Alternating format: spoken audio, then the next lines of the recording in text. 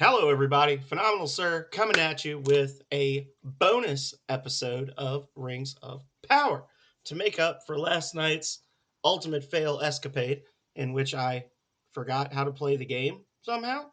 So, we are going to be pretending like it never happened, even though I just talked about it, and jumping into a new casual run of Rings of Power.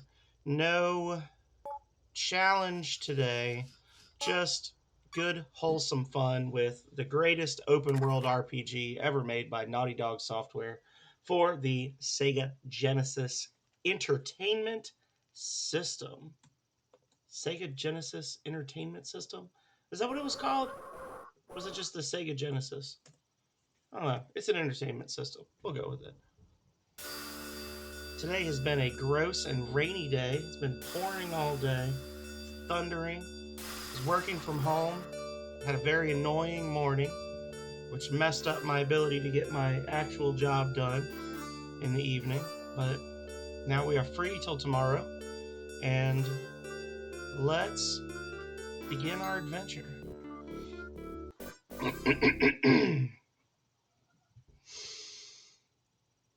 As usual, Dawn finds you on the path heading into town. Time to go to the academy. Master Thalmus wants to see you. Alrighty. And away we go.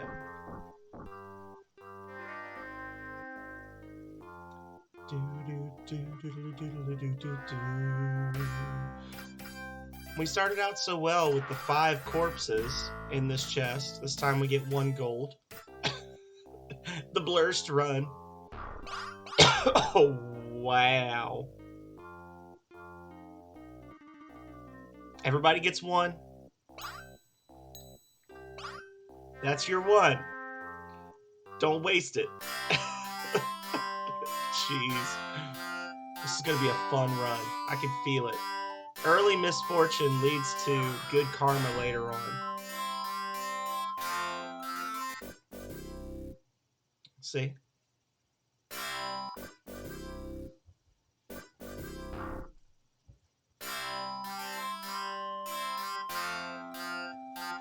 Alrighty.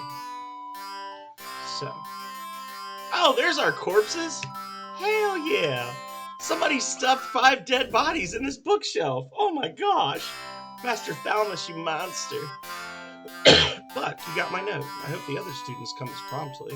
Let's go to the practice room. I'd like to demonstrate the first sorcerer spell, Stun. This music is stunning me. Turn it down for this little bit, per usual. I see we are all here, even Darius and Fezzik. Thank you for joining us, gentlemen. Today's topic is Stun. It takes very little energy to cast and does little damage. As you gain experience, it will become your spell of last resort. Stun has a range of about 10 feet and gives your enemy a painful jolt. I will demonstrate. Pew. Pew. A pew. Students, you are ready to use the Stun spell. I have a task for each of you. Buck, Akthul at the Temple of Nexus has asked to see you. When you're finished there, come back and I'll give you your assignment. Lesson over.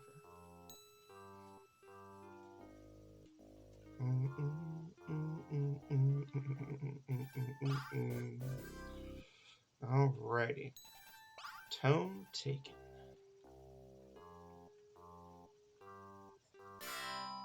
Just for funsies, let's go the bottom road this time. Through the lab.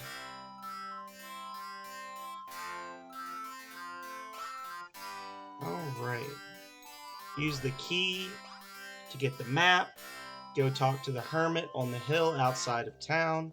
I can try talking to him, but he's not very reasonable. When I have the eye, bring it back so that he can have the groundskeeper nail it to the door again. Tell me about your job, homeless person. Well, he's not homeless. He's just a hermit. Tell me about your job, crazy bald man. I used to be a mighty sorcerer, but Thalmus gave me the boot. Now I do nothing. This seems like an unnecessary escalation. Bruh. Algoro shows violence. Uh-oh. Uh-oh. Uh-oh. Uh-oh! Damn. Woo! I don't think that it is reasonable to expect that you can kill that guy without using Berserk. Like, really and truly.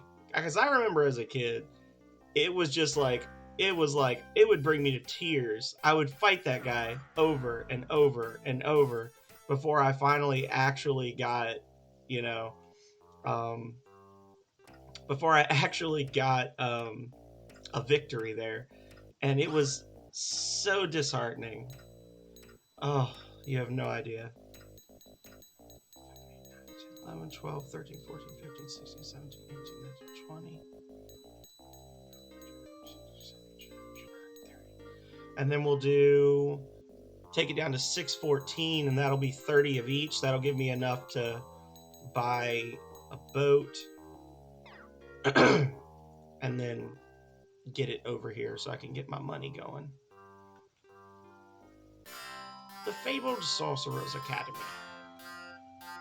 I have been doing well. How have you been doing, Retro Gaming Backlog? We have an early and surprise episode of Rings of Power today. No challenge run, just a fun run. I mean, all Rings of Power runs are fun runs, obviously. But this is like casual fun. Great to see me on. I'm always on. Nah, I'm trying to think of how what my schedule's gonna look like after the start of the year. You've done well, Buck. This is the second spell of sorcery. Clue. Check with the guild masters in the guild halls to obtain your other spells. Hang on.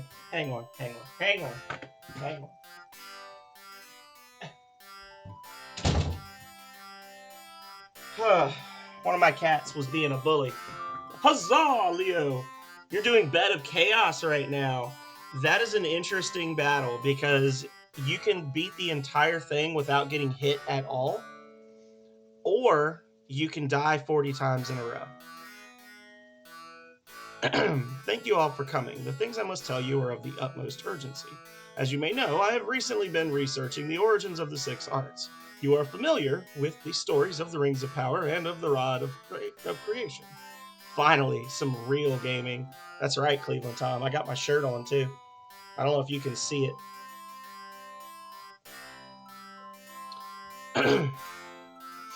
There are 11 rings. They are the foundation of Nexus power and the power of the 6 arts. This has frightening implications, for when the rings are together, they form the Rod of Creation, the most powerful object known to us. Void and his minions seek the rings even as we speak. You must each form parties and find them before Void can reassemble the rod. The locations are... Darius, you attack me! I feared that Void's influence reached this far. Students, disperse! What's good? We found 5 corpses in a bookshelf in the first building in the game. So that's like huge money. That's walking around money. Other than that, what's good? I don't know. I was saying earlier, it's a little bit of a stressful day. Dealing with work issues. With my old job, still like dealing with stuff from my old job. But tomorrow is a holiday party, so should be a nice way to get a chance to get to know all the people in my office, in my unit, a little better. And another dead body. That's what you want to keep in your bedroom. Well, maybe, I don't know. Necromancers are a thing in this game. Maybe that's their kink. But yeah, just a day. Well, I doubt if anyone will miss a few gold pieces. Head on in. I love that little dancing emote. It's very cute. I like it. Okay. So we picked up a little bit of extra money. Our health still has not regenerated, but that's okay. We can go buy the Jolt spell.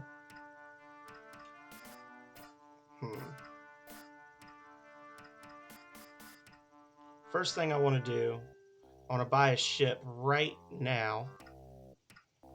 You know, I wonder because it's seeming more and more like the types of enemies and their frequency spawns are based on your level when you first buy a boat to some degree. At least the seafaring enemies, it seems like that's the case. I wonder what the effect would be of sequence breaking the tutorial so that you don't hit level 2 when you teleport. Like, would that just make the fights essentially non-existent? He slapped you into the pit. I'm sorry.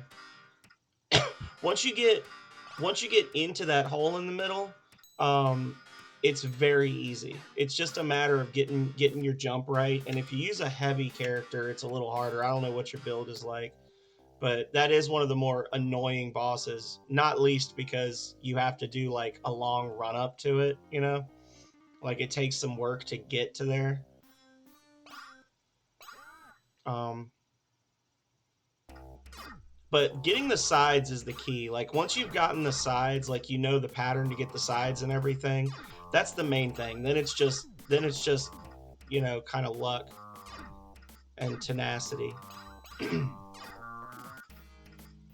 Uh-oh.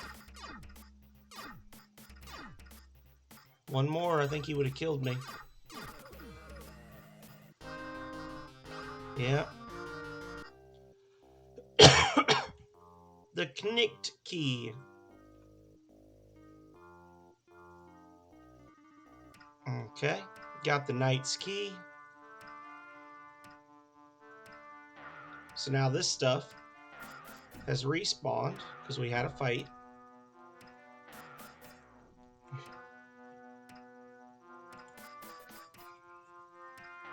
I'll allow it. I like with his bodacity. It's true. Oh shit! I did the wrong thing. Well, I deserved that. I was. You cannot bribe the guards twice, or they will get very angry. I literally just scrolled too fast there. Oh god, guys, I'm forgetting again. Oh no.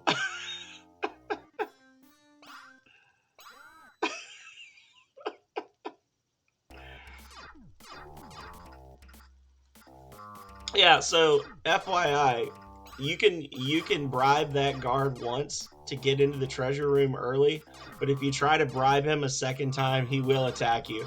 Just no hesitation.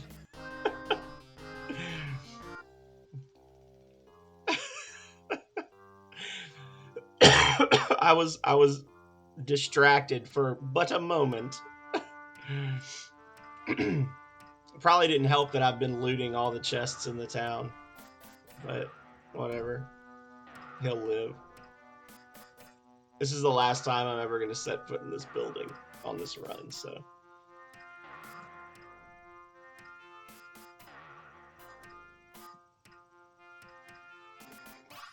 So what I need to do is show him the key. Yeah. You need to show him the key. You can see he was elevated to hostile because I bribed him, one, and because I've opened all the chests in this area multiple times, like I'm stealing from the area.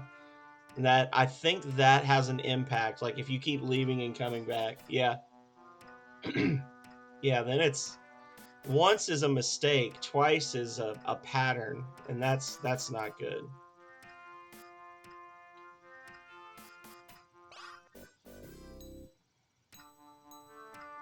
Okay. There we go. I absolutely deserved that death because I was just like, whatever, and just like cycled straight down without even paying attention to what I was doing. All right, time to go get rich.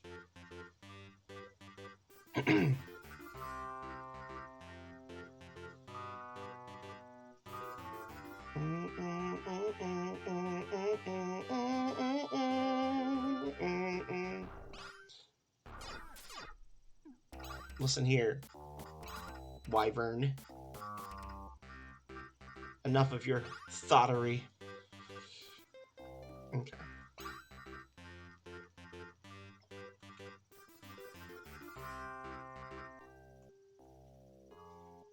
And while we're here, because I always forget, let's get Fiber to leave the city. Yes. Honestly, I could just kill him because I don't ever go into the Enchanter's Tower. Like, I don't go in the Enchanter's Tower, so I don't need Fiber alive to save me, but I'm just not a dick, I guess. So, so I spare him. Sell all the stuff we've picked up so far.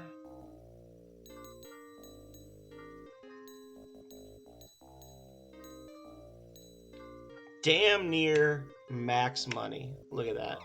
You love to see it.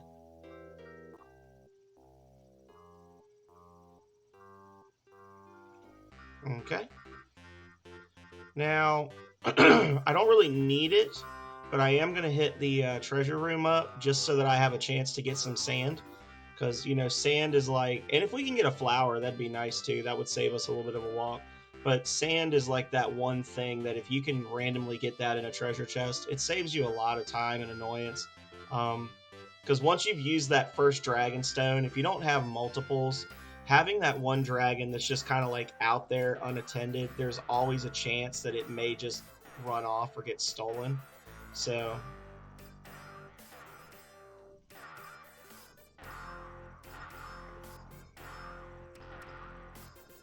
And this way we'll do the fight. I don't know if it's be in a fight or if it's win a fight or like finish a fight. I think it's just be in a fight to respawn the chests. But no matter what, we're gonna have an opportunity to fight another black priest during this next little bit. We're getting the stuff. We're gonna do necromancer next. And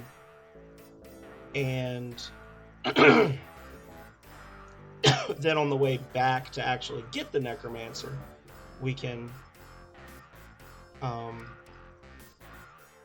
check this again because we will have been in a fight. Honestly, we're probably going to be in a fight in the next 3 minutes, but you never know. So we're finding a lot of gate stones, which serve no purpose whatsoever. I don't think I've used a gate stone in this game in 20 years. There's a very intricate pattern. There's like islands and little remote areas with like Easter Island heads. That if you stand in front of one of them and use a gate stone, it'll teleport you to a specific Easter Island head in another ring. So like there's like different rings of these heads, and each of the heads is linked to another head somewhere. So there's like this. They treat it like it's a rapid transit system, but it's really not, because I think all but one of these is in a place where you're on an island and you just starve to death if you go there without like a boat stone or a dragon stone or something. And I think that the one that you can actually get to the town doesn't have a vehicle guy, so you end up dying anyway.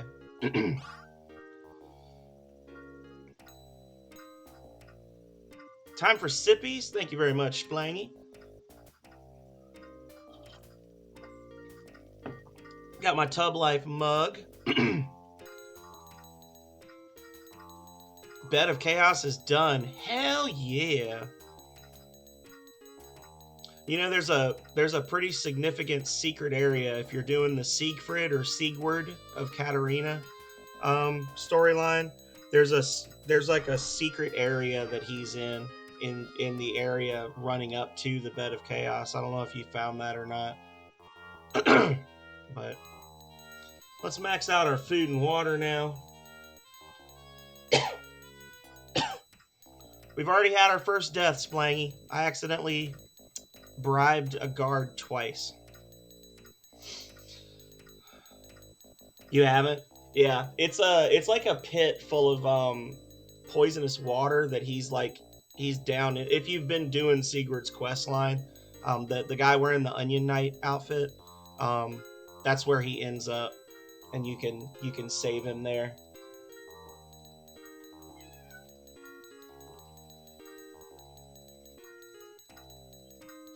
Yeah, There's like a wall or something, like a ghost wall, I think. It's been a long time since I played that game, but I think it's a ghost wall. And then there's like a pit you can drop down into, and he's on a little ledge, and then down below the ledge is like poisonous water with a bunch of those insta-kill basilisks, the frogs with the googly eyes. Um, it's like a bunch of poison water with those in it, if I recall correctly. Or maybe not. Maybe it's those weird eyeless things that are all around the bed of chaos, like the things that look like Lovecraftian monsters, like a fungus or whatever. It's something in there that's fairly annoying to fight.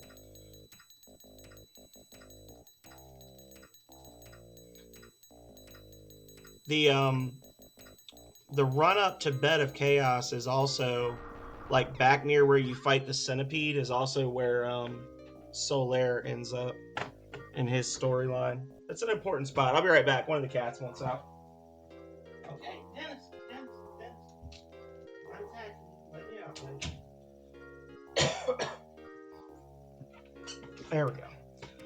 Link chased him in here. So I chased Link out and shut the door, and now he wants to go out. So I guess he's taking his fate in his own hands. He's going to have to just deal with whatever happens.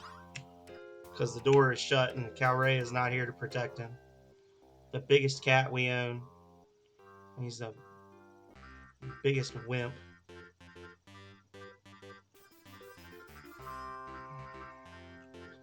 Alrighty. So now we're going to go to Chaos, and we're going to start the battle against the Wyvern. We're going to start the quest to get the Necromancer.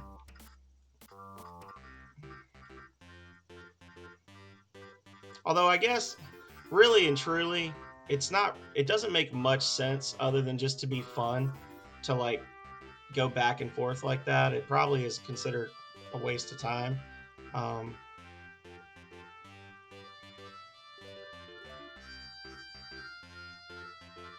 course, I can't get the if I don't do the Necromancer now, I'm gonna have to go back anyway before I can get the Conjurer because I don't have the Necromancer symbol. Because I just came straight here. I didn't go to Blood first. Huzzah!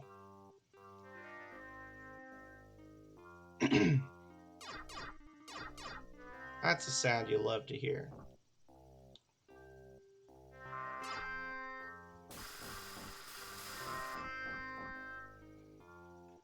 Okay. I don't think I'm even gonna go for the cut spell. I do need to start thinking carefully about what spells I buy, if only to like prepare myself for the eventual auto battle challenge run. Which honestly, I'm telling you right now, the roughest part of that I think is going to be Algoro at the beginning. That's going to be the roughest part of that because it's really going to come down to like RNG because I'm not going to fiddle with the mood of the characters. So that'll be Algoro. Algoro will be pretty tough.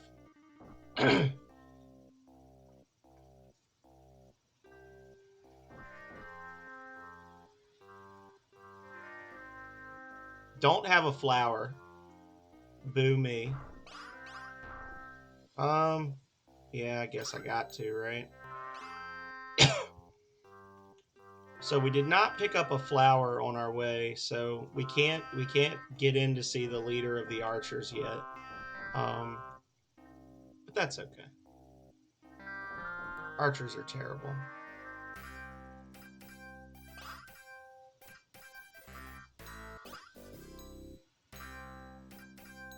Thank you, Yelleth. I've already died once due to stupidity. I bribed the guard in the treasury and division twice. The second time you bribe him, he gets mad and attacks you. So, but not a biggie. I was just scrolling too fast.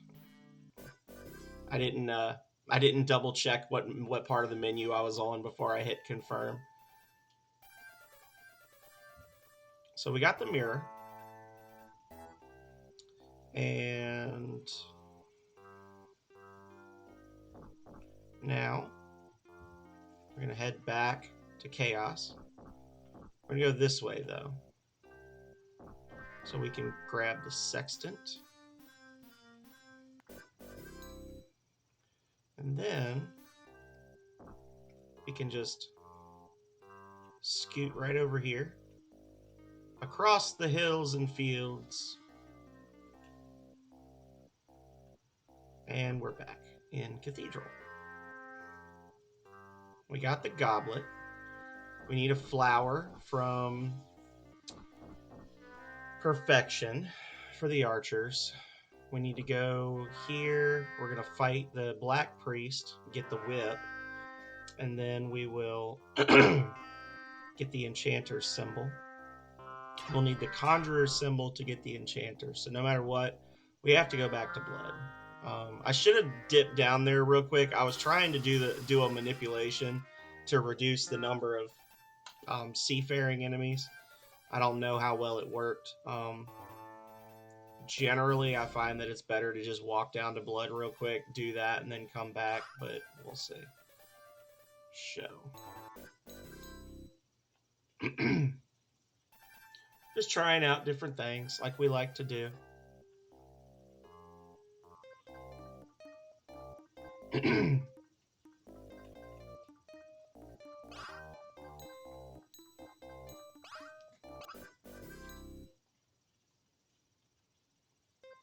wanted to know how this guy's going to actually play bingo from inside the prison cell. Is he just going to like rub the card on his body and it's like, oh, yes, this is what daddy needs.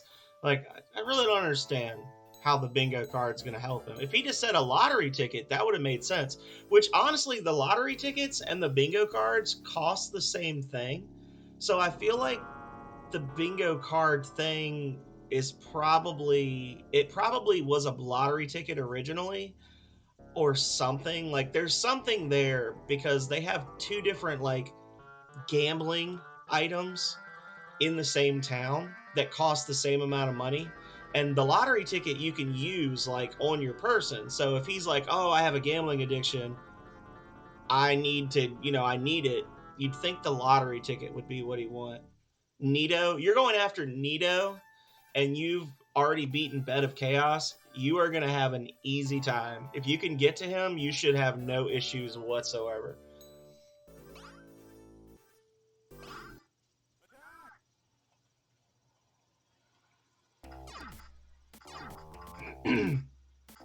Assuming you don't just have like an absolutely terrible build. If you can clear the Bed of Chaos, you are well over the level that's recommended for Bed of Chaos, or for Nito. Bed of Chaos is supposed to be the last of the lords that you fight.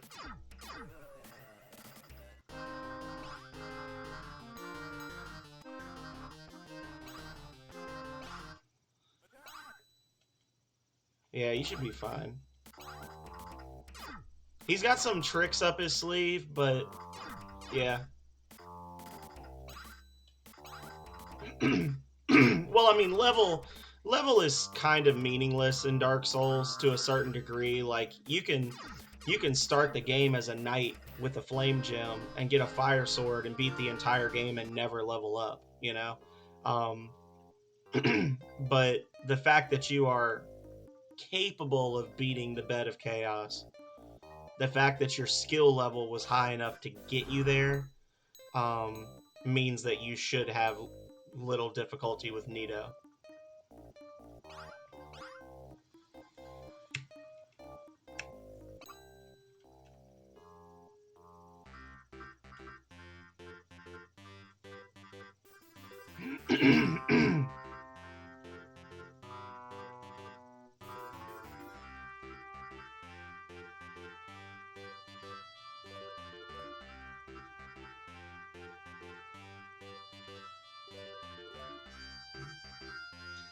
Drop in on the treasure room one more time. Hope for a lucky flower and or sand spawn. Or Dragonstone. If we don't get a Dragonstone, then, you know, really, we're never going to win. That's... You just got to get a Dragonstone. Really, you need 2 for safety's sake, but giving me a lot of flipstones and gate stones. Flags. Worthless. Flower. Hell yeah. Would have been nice to... If we'd have gotten that the first time through here, we could have an archer in our party already. On the falls.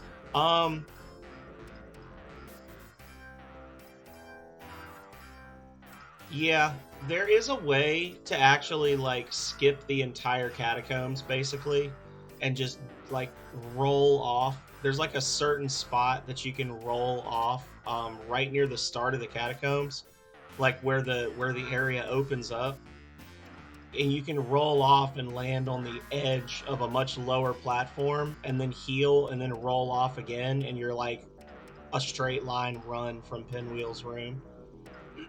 But if you don't know where it is, it's difficult to describe.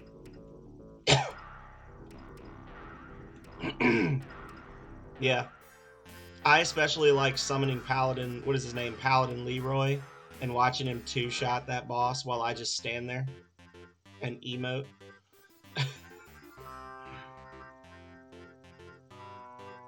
I always try to dodge that little bit of light blue water, and I don't need to.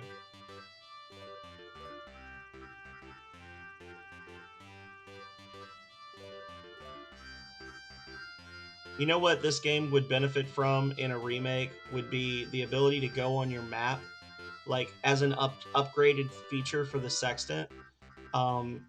Having the ability to go to a spot on your map and then select it and then have the game like automatically path you there, if possible, or like flip it back and say, you know, there's no auto path here or something like that. That would be a nice ease of use upgrade. I don't even know how you'd go about doing that, short of it just being like quick travel and then the game subtracts the food and water from you or something crazy.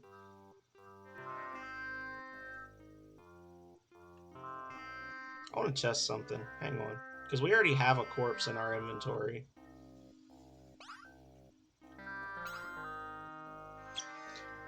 Well, it's cooking good looking. I was about to say the same to you.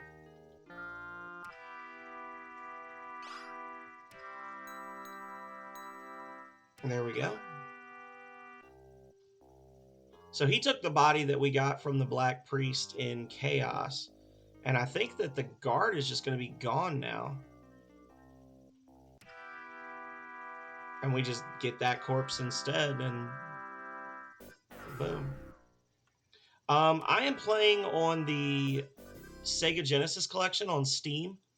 This game is available as a workshop mod on Steam for Comic Zone.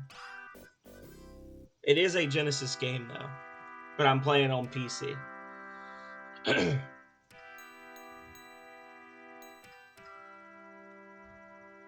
Yeah, it's actually because they never put the game out in any collections or anything. So if you don't own a physical copy of it, it's probably, other than just getting a ROM and an emulator, it's probably the easiest and cheapest way to get a copy of the game. Comic Zone is 99 cents normally on Steam, so for 99 cents you get a fully working, as near as I can tell, faithful ROM of of the game. So that's what I tell everybody to do.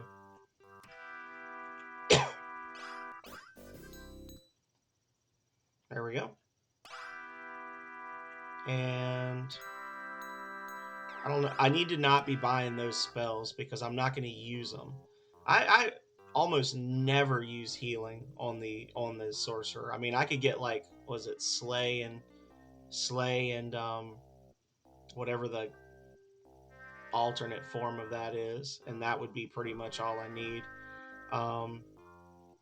Let's do Overland just so I can grab the skull on the way.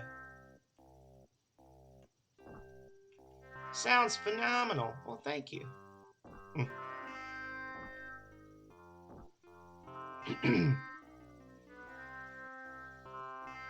Oh, it's because I'm facing straight at it in the game. I did the auto walk, and the game's like, which way? It was just waiting for me to tell it which way to go. I feel a random encounter coming, so I'm gonna get a little nervous.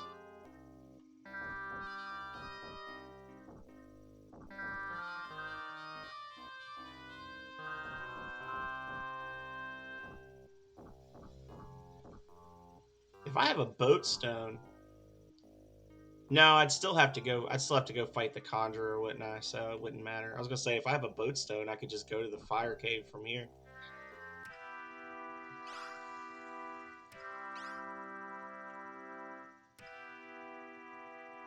And skull taken.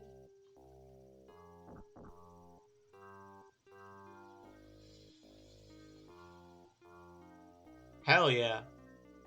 Now save. For the love of God, save.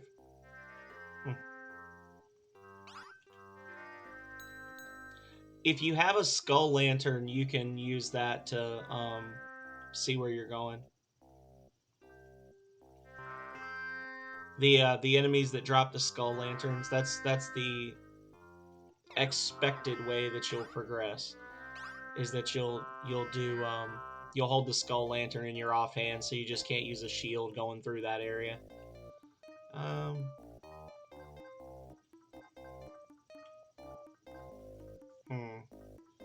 Trying to think of how I want to, what the quickest way to do this would be. So I'll just go through the desert. Walk through the desert on a horse with no name. Yeah.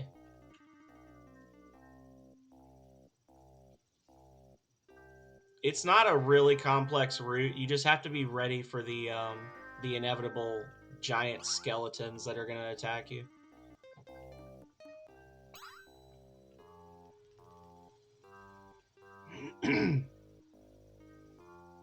So we have a flower. So we should be able to come up here. How badly did that tank our water? Actually, we're still ahead on water. Okay. Should be able to...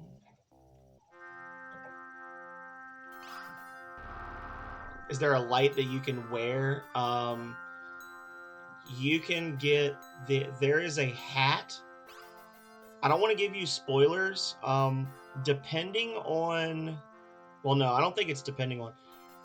There is a hat near where you fight the Demon of Chaos. It's like a group of little jumpy bugs that one of them, when you kill them, it becomes a hat that you can wear that emits light automatically. Other than that, I'm not aware of any wearable items that emit light. I can't remember what the hat is called, but it's literally like, it's like a giant flea that when you put it on your head, it's like a crown. It's linked to Solaire's storyline.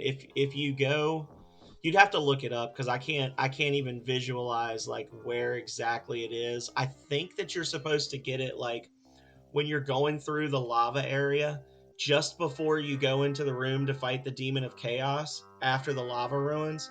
You look to the right and there's like an alternate path that way, and I think it's behind there. But there's like a secret that you have to be part of the Fire Witch Coven to open the door, and there's like all these prerequisites. But that's the only thing you can just put on and emit light. But if you don't plan for it ahead of time, the likelihood that you've done all the requirements and you can just go get it is kind of slim. All right. Here we go, y'all.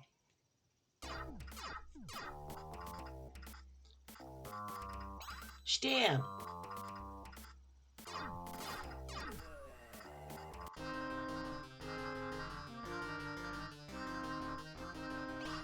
So, I know you said you're lurking retro gaming, but are you asking about this out of curiosity, or are you maybe going to stream this as well?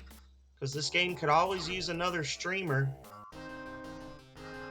Other than I think Philip Schneider and Chainsaw Bear and Yelleth and Indara, those are the four people I've convinced to play this game on stream. Two of them have beaten it. Um, Other than that, I don't think anybody has actually streamed this game in like the last year, except for me.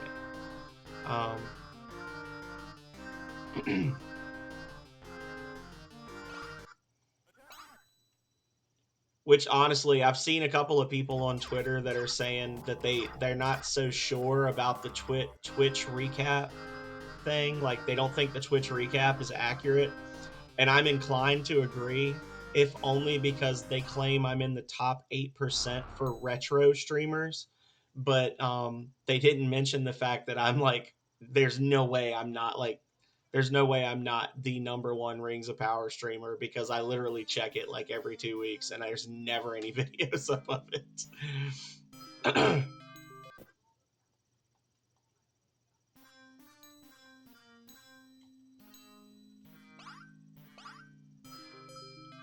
Oh, that sucks. I'm sorry to hear that.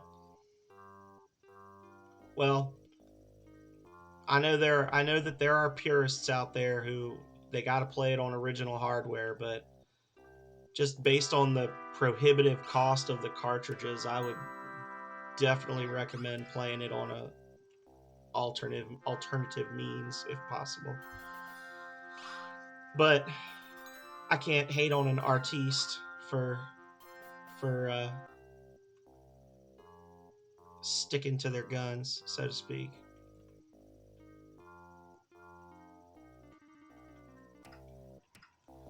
Hello, handsome lady. Let me buy a ship. Okay. And how do you murder a crazy conjurer? There you go. There's one of the Easter Island heads I was talking about. Oh, shit. Oh, no, God. Whew. That was terrifying. They came out of nowhere.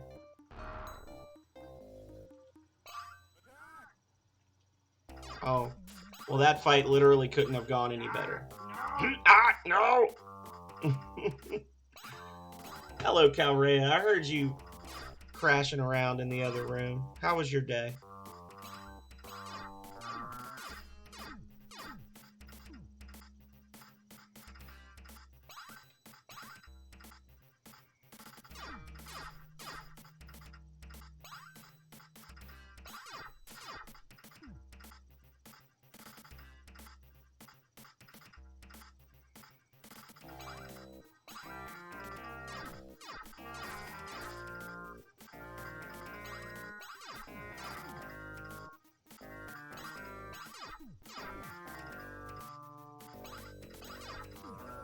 I wish I could say the same, Calrea. Today was largely wasted. Hey, Sophie, how are you? Welcome, welcome. How have you been? I hope you're doing well. And there we go. See, the trick here is you can ditch your ship right there, and when you press C, it'll launch your ship instead of getting you off the ship because you're not touching a dock. But the ship can actually generate, as far as I know, an unlimited number of boats. So I can literally like leave this boat outside of perfection, or I can leave it, in this little lagoon and just walk back to the ship, jump on it, and be fine. Oh, thank you so much, Health. I'm doing well. Now you've seen everything. Oh, you haven't seen everything if you weren't here. Well, I think you might have been here last night, Health. I actually had to stop playing Rings of Power because I forgot what I was doing and like basically had to replay the same section of the game like 3 times because I kept forgetting sequences. And I was like, you know what? Today is not the day. Oh no, a bear. But then Calrea, who's going to be baking tonight, gave me permission to play extra today. So that's why we're doing the Thursday stream. So this place great. I come here all the time. Reaches into back pocket. Check this out. Take a look at this. Oh, the wood. Do you? I'm glad. Who wouldn't enjoy a Rings of Power stream?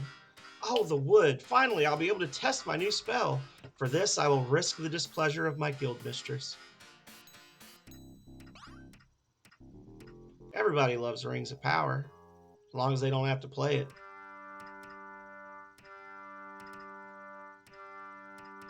Did you not open up the back door, Leo? You can go through the back door if you go the elevator that's underneath the Firelink Shrine. There's a way that you can like basically go down to the Drowned Ruins, and then there's a second elevator that goes down further, and then you're in the Valley of the Dragons, and you can run across a bridge and then go down the way you came back. Yeah. I honestly, when me and Megami play this game, we don't even go through Blighttown. Like we actually just completely avoid Blighttown. We never set foot in it because it's cursed. Because we usually start with the master key as our gift, and then we just go straight there. That's usually like the first place we go.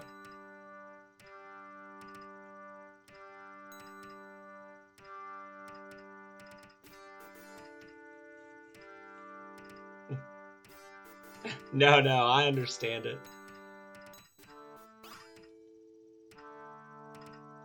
Just because it's my favorite game doesn't mean that it's the best game.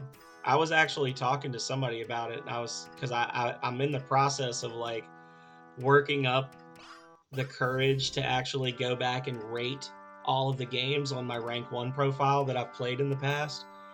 And somebody was asking me like, so they were like, so obviously Rings of Power is going to be a 5-star, and I was like, no, it's going to be a 4-star. Because it's objectively speaking, it's not a game for most people. So I'm not going to say, oh, this is a perfect game. Like, I get it. No judgment.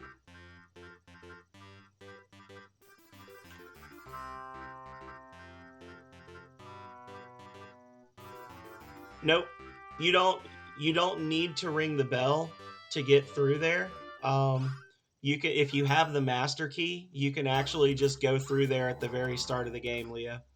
You can go straight there, and that can be the first boss you fight is Quelaag, if you want to, and then you ring the bell. Are you saying you have to ring the bell to open the shortcut, or are you saying you have to ring the bell to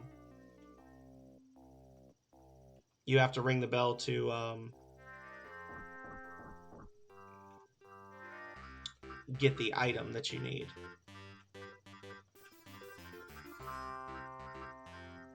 All right, so now we're going back to the City of Chaos.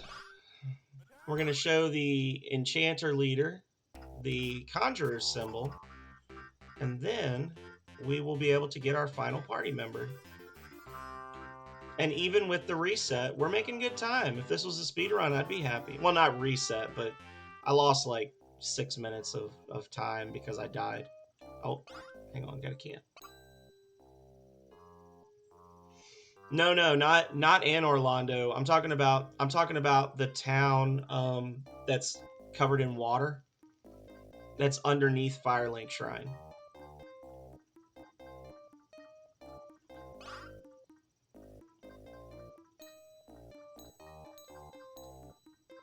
Yeah.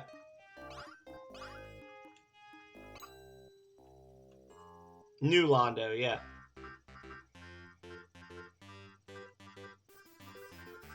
Okay. So, while we're over here...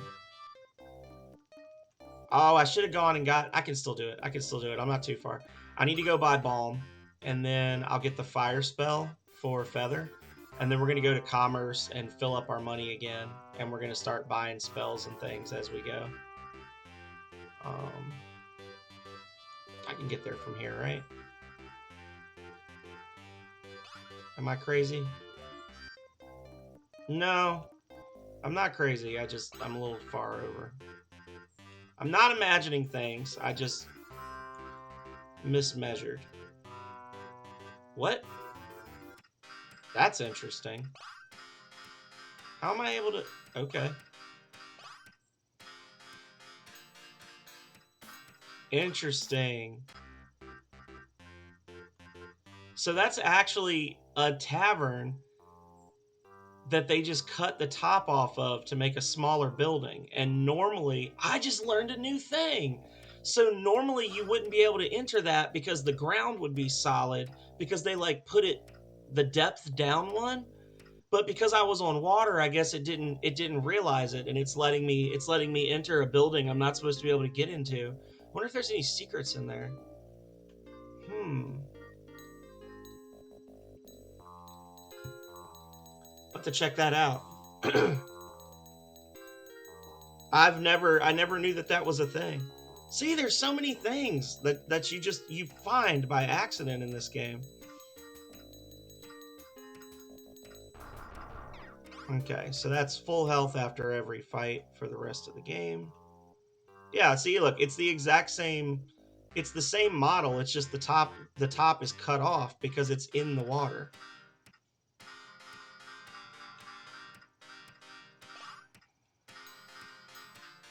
Are these just regular people?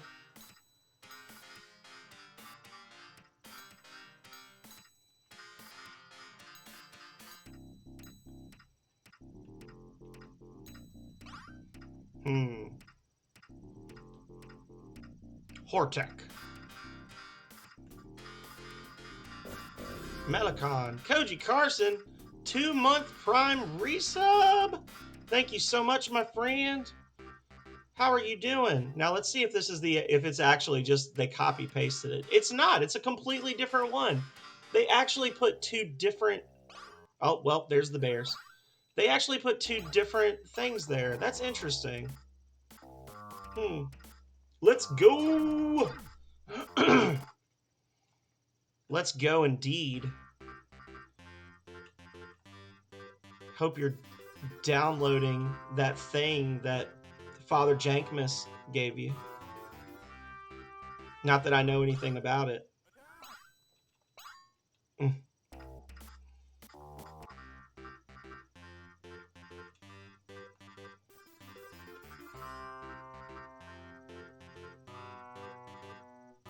Oh, shoot. I'm forgetting again, guys. I'm forgetting again. I was so That's pretty good.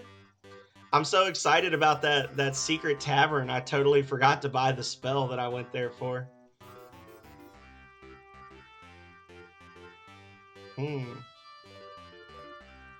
Forgive me. I am but a simple peasant.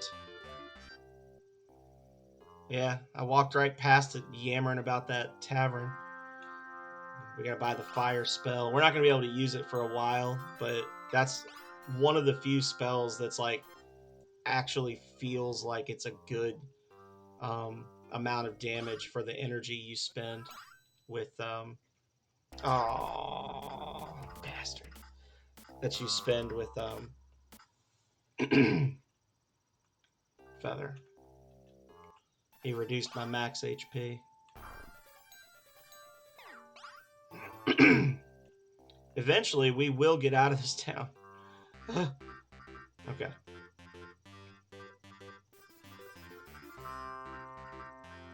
All right. Now let's... I was talking about what good time we were making, and then I spent 6 minutes basically buying a spell.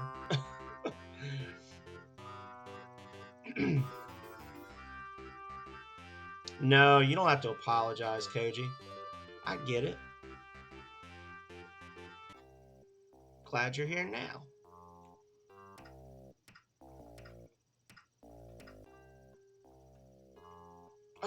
Oh, Jesus. Oh, God. Here we go.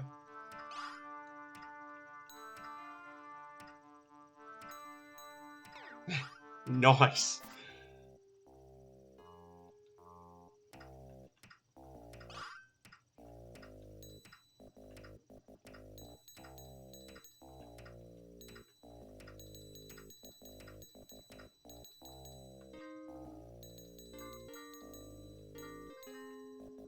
Well, that worked out really well. And top it off with some gems. Oh, sold one too many, but that's okay. And congrats on the new job, Koji. I too started a new job this week. I still don't exactly know what I'm going to be doing, but everybody's really nice, and I'm in the same building I was in before. I actually work with Calrea. We're like 20 feet from each other. So,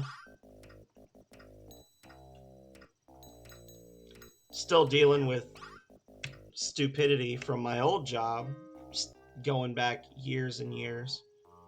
Okay. All kinds or specific kinds?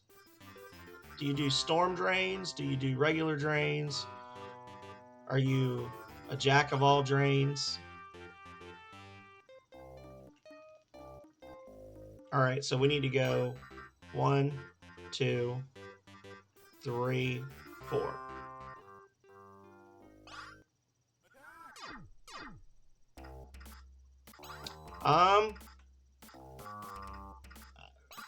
Without knowing more about how you've been playing the game, I can't answer that question with any level of accuracy, Leo. There are only certain ones that you can warp to, I think. I don't know. It's been years since I played the original Dark Souls. Time to go ham, y'all. Ham sandwich strats. Here we go.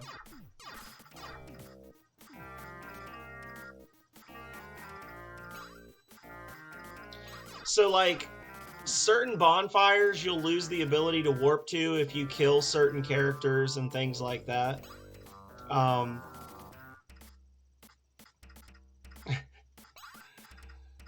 So that's what I mean, like, by how you've been playing. Is certain bonfires will go out if you do or don't do certain things. At some point in the game, you'll lose the ability to warp to them. And see, because we got over here early enough, we only had to fight the one corpse instead of fighting 2 or 3. Hell yeah. And that's the crystal ball, so next time we're over there, we can get one of the conjurer rings. And we're going to save. And let's go over here, actually.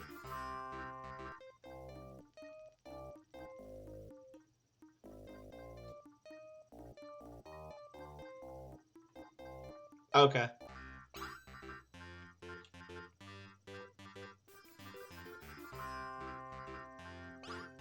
Then maybe I'm misremembering that. Okay.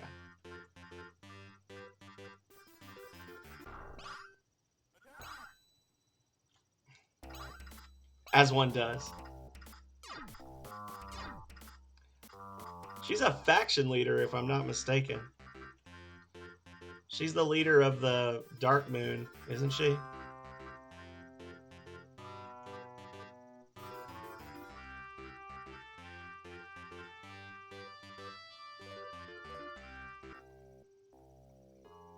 Okay.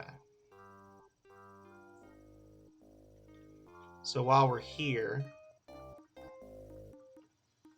we can grab a couple of master spells.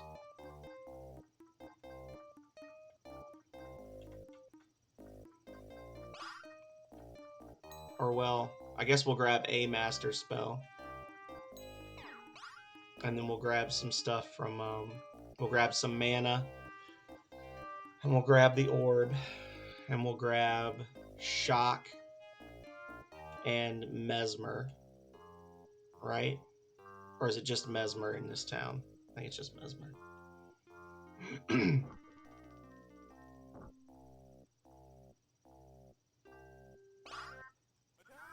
See, this is what I've been talking about, y'all. See, because we're refusing to actually fight this guy. Now, we have had a couple of stronger encounters, but for the most part, we just keep getting the single wyvern encounter rather than, like, something really weird.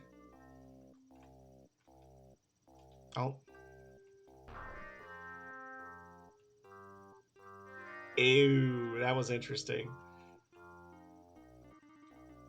There we go. I was 1 over. That was weird. We ran into the goblins, but right as I guess it was because I hit B at just the right time, it like interrupted the event that they were gonna attack me. Because normally they're hostile until after you've killed the witch. Is how I always understood it.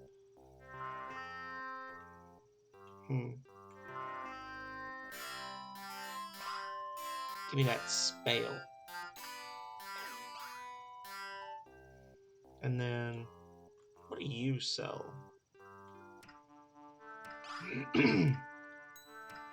Puree is good, actually. I need Puree. That's a multi-target spell. I think this is Rock and Bolts. Maybe. I don't know. No, Flare and Iceberg. Okay. Not really worth it. By the time she's able to cast Flare and Iceberg, I'll be in the middle of power leveling, so she'll immediately be able to cast Blaze and Stones anyway. Nope. Bastard. Come here. Tempest hits everybody once. That's a good one. And General Store. Bright.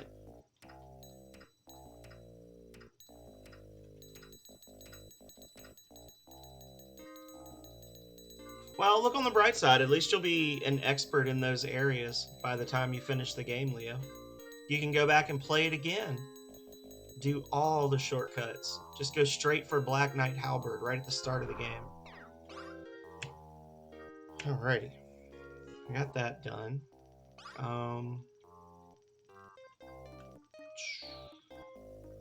So we've got the prep work pretty much done for 2 rings. I don't want to start grabbing them until I actually get Obliki in the party. But I guess we could always go the long way. We could go the really long way. And prep up, like grab the fuzzy leaf and everything, and then get him, and then we can go do those well, no, because we won't be able to handle this new Sparta stuff anyway. So there's not really a lot of benefit there. Just to save Solaire and Onion Bro, as you should.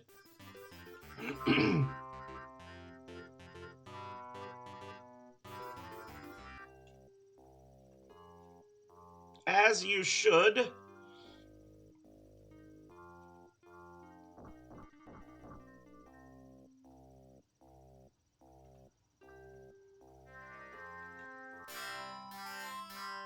And this guy sells Shock, which is our attack spell for late game. If the party actually survives a round, that's our round 2 attack for Buck. Hits everybody for like 32 damage on average. And while we're over here, we're gonna grab the ID or pass. I'm sorry, the pass. ID is in the Bandit Hole. Pass is in Oxbridge Library.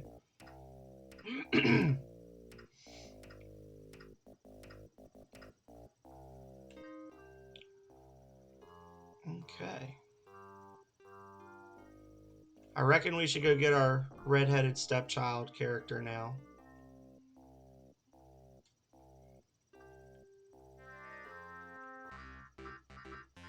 Wait. No, he's chasing me. He's chasing me.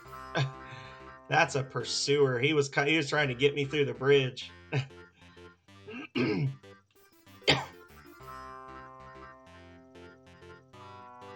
Oh, this is a weird... okay. That was strange.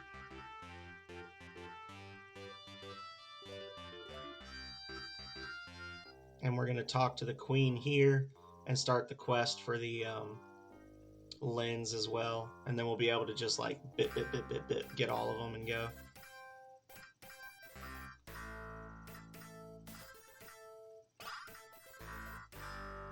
Oh, don't hit fight, you maniac. Don't do that. Alright. So she starts the quest for the lens, and then we have to go to the observatory to actually get the specs. And then all we need is sand for that. What do you have? That's pretty good.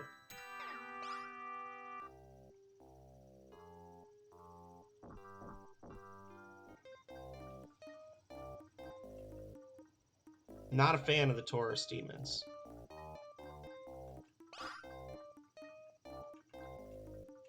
I keep wanting to go down there to bribe, but I don't know why. Can't. Can't. I don't know if there's a difference in the encounters day versus night. I don't think so. Not sure though. Alrighty. So now, what we're gonna do is we're gonna go back up and around. We're gonna go through here, and we're gonna grab the fuzzy leaf of Gomez, and then no. Yes, we're gonna grab the fuzzy leaf of Gomez. Ring count 0. Ring count is currently, well, we have 2 half rings. We have exactly what we need for a couple of rings. We just haven't gone to get them yet. Don't worry, Tom.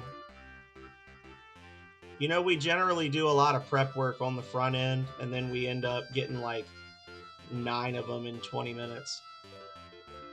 So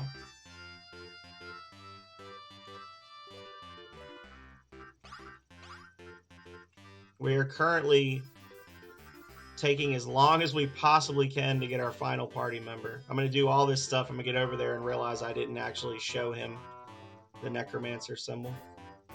You're still playing Crystalis? I haven't been able to catch like anybody's streams lately, honestly.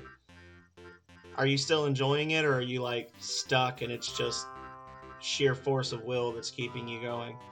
Rings of power! Indeed, Vidoof.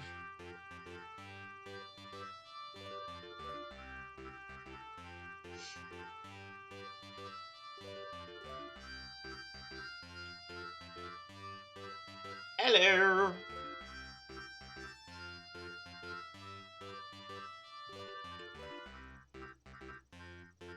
Just sailed past 2 rings right there.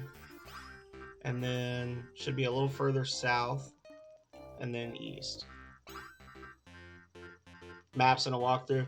Yeah, some of the maps, just because basically every one of the dungeons uses the same tile set, and it's just a different color, the maps get more and more complex. Like, I will give them props that it's not like an instant thing, but it's like, as you get further into the game, the dungeons get more and more confusing, and eventually it gets a little wild, you know? You found the door? Oh, that was interesting. The double. There we go. Nice. The sunbug.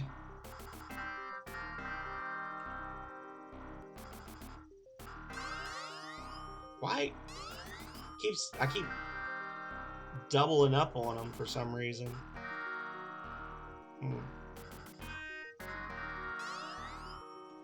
There we go. So that's 3. I think there's a total of 8. I can never remember.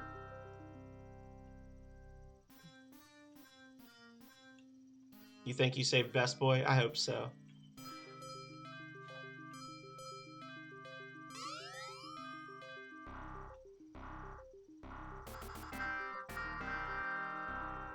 In the lore, and this is I don't feel bad telling you this because this isn't really a spoiler.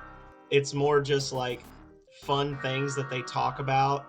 Like, to get the full backstory of the Dark Souls universe, you basically just have to like read the descriptions for every item, and it slowly puts together a history for you.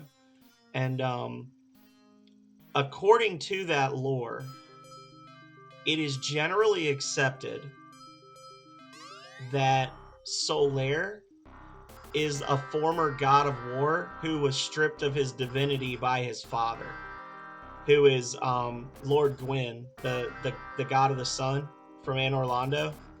And that when you go to the castle where the red dragon is sitting over the gateway, where they've got the where you turn in your sun medallions, there's like a broken statue that was once a statue of sgniR.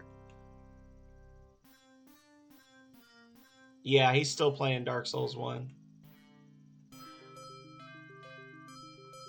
So it's heavily implied that sgniR is actually like a fallen god that has amnesia, and he doesn't understand why he wants to be like the sun, and it's really because he has these like faint memories of his father and his divinity and wanting to be at the same level of power as his father.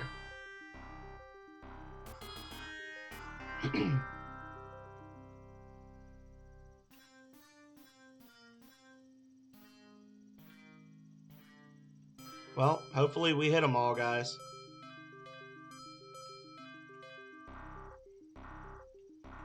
I actually have a shirt.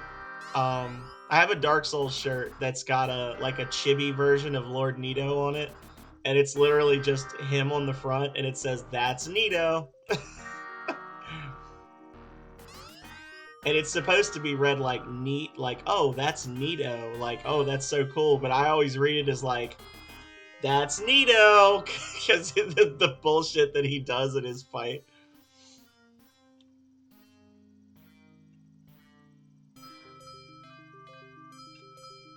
I told Leo, I think he'll be able to handle it. He's like he said he was like level 73 and he beat the Bed of Chaos.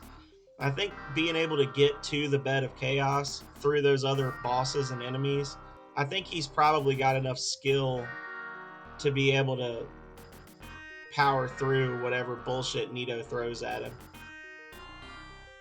Yeah. Yeah, the real boss is the dungeon there. And we got a fuzzy leaf.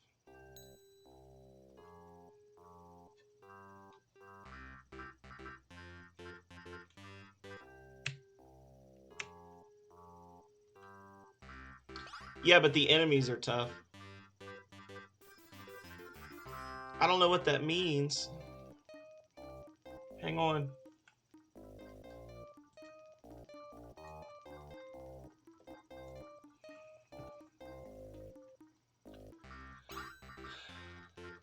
Do do do do do do do do do do. I don't often get to use that. The rule 4. Are you a baddie? Are you friendly? Come back. I want to buy your goods.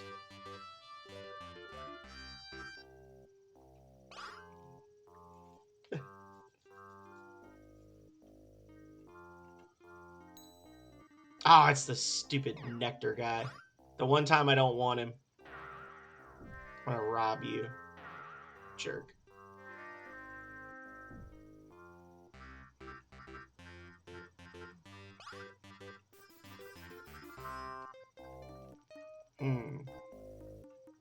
So, oh shoot.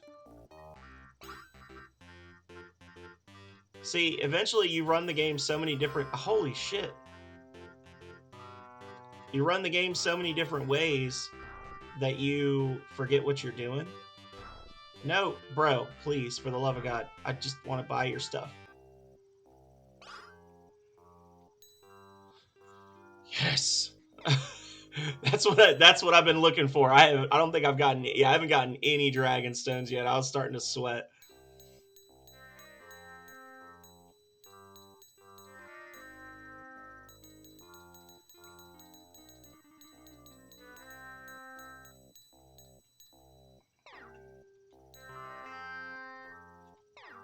Does he charge you extra? I think he charges you extra if you bribe him. He does. What a dick. He's like, oh, you got money is what you're saying. And then it cuts the value of your items that you can sell to him by half.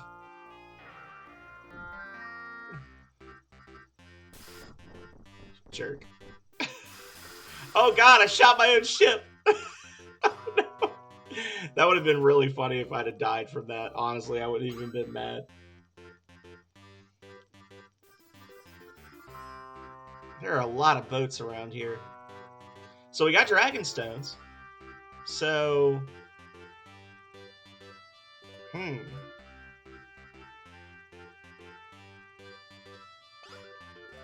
we are going all over creation. This is the least optimized route I have ever done in this game. This is pure stream of consciousness right now, guys.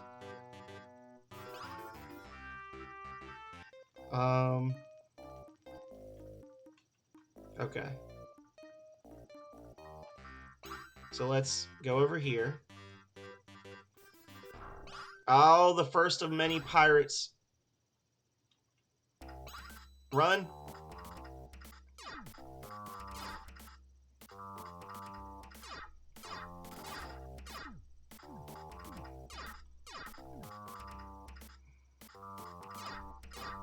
That's incredible. All three of them only used mix. Oh my goodness.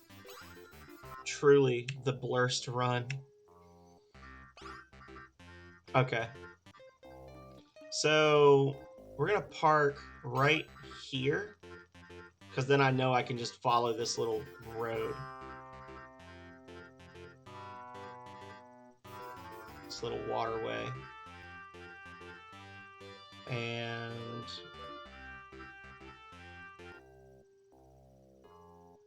come up here. I went a little too far west, but that's okay. So while we're over here, we can talk to the Necropolis Guardian.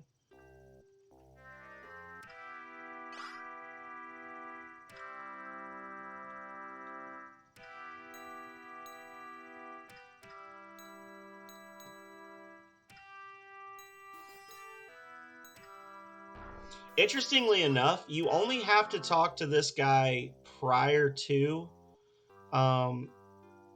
starting the quest if you plan to do the quest the normal way. Like I did it just because I'm kind of just doing whatever comes to mind. But if you plan on just buying the raise spell from the embalming headquarters, you actually don't have to talk to that guy. You can just go buy the spell, and then when you have to talk to him twice, basically. There is a bear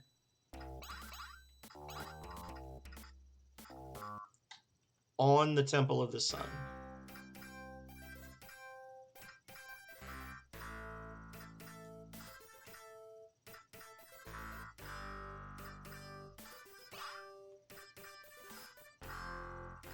Quest. Okay, so now I can go get the embalming fluid.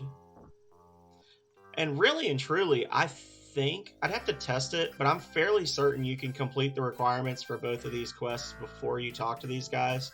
I'm just not sure about the Spartan King.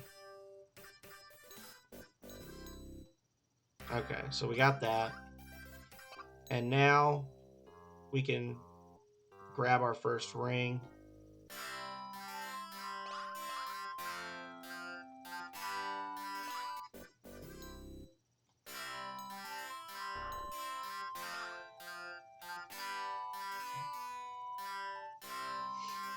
Normally I wouldn't do this before getting the enchanter in the party, but I'm here, and this will save me time later if I'm strong enough to kill these enchanters when we face them.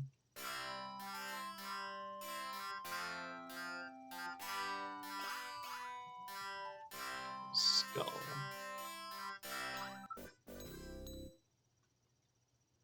Director with an ER.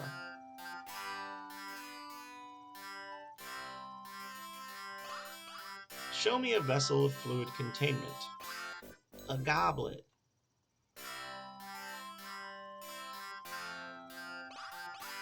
That which came from Nexus is the ruby that we got from Alexi, the Eye of Nexus, and the reason why it is impossible to beat this game without Alexi in your party.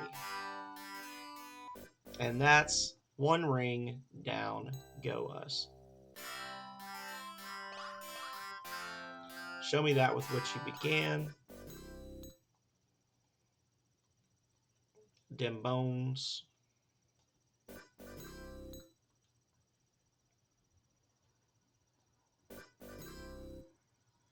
All right.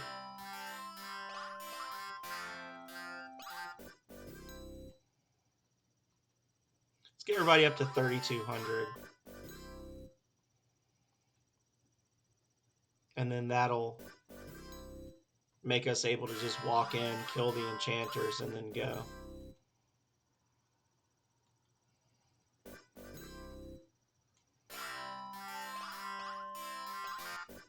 I am going to do it before we get the enchanter in the party, though, because if we wait and have him join, he'll just die in the first round fighting against them. And it'll defeat the purpose of all this leveling. There we go. Okay, so she is leveled. Everybody's up to 3,200. Camp. This theme is amazing.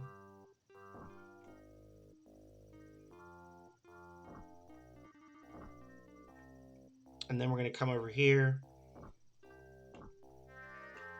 Walk straight into a wall. We've got plenty of money, so we're going to pick up a couple more spells. We're going to talk to Keith the Thief. And then when we get Oblique, we can go straight to Cathedral and get his Frenzy spell while we're getting the Ring of Will instead of having to make 2 separate trips like we normally do. Check this shit out. Boom, baby.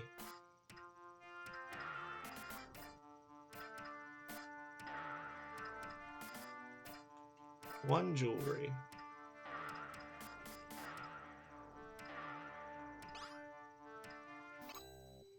And then here, what is this, wound? Slay. Slay is a good one. Slay, you don't pay a whole lot for the amount of damage that you do with that spell.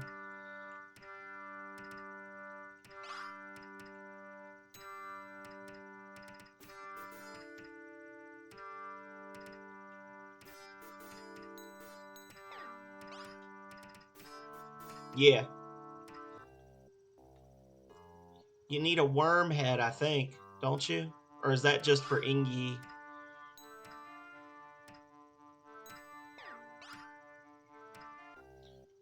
Okay.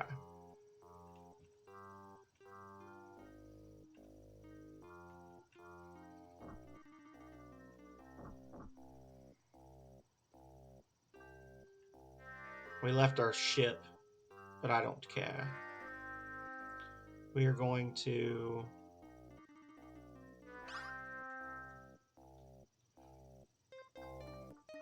use a boat stone, sail down here. Well, no, we can't use blaze anyway. We'll use a boat stone and we'll just dip straight across here. And then we'll grab another ship in division. Hang on.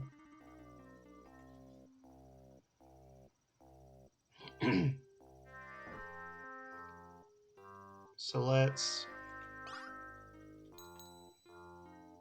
Oh, I don't have a boat stone. Well, that throws me for a loop. I guess we're using a dragon stone, y'all.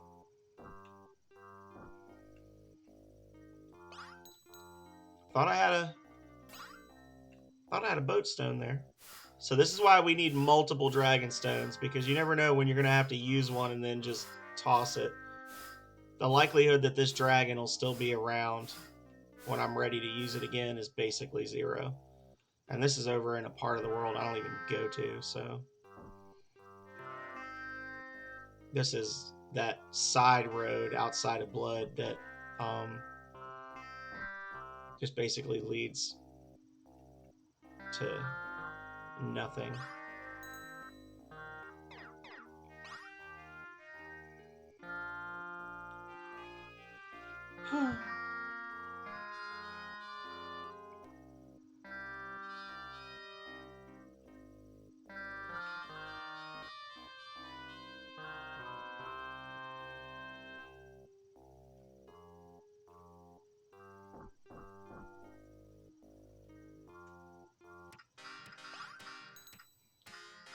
Boom.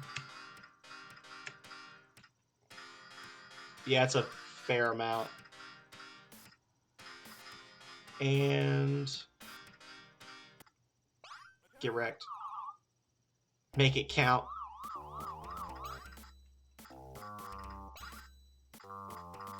Split out. These guys are like, hey, how's it going? And I just pulled out a knife.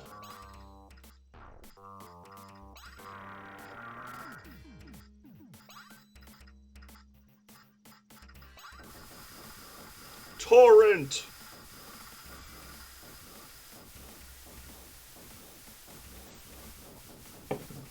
They're very rare drops from a couple of late game enemies, but other than that, invading people, I think, right? Boom, baby. Yeah.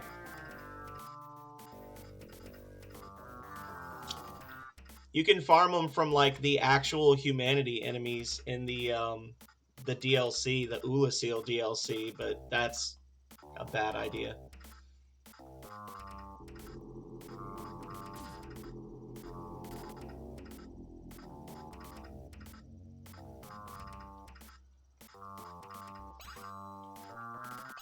Energy.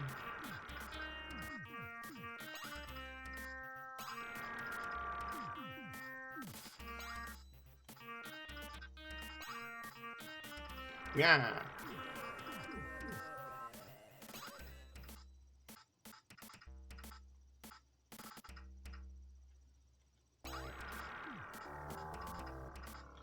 And oh, boo. Well, it sounds like you're effed, Leo. Sorry, I'm just being mean. No excuse for that. Bow, bow, bow, bow, bow, bow.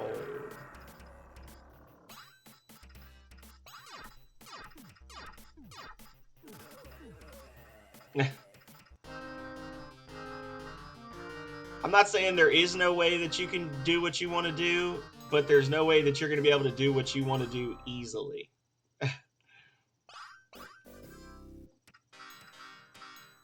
There we go.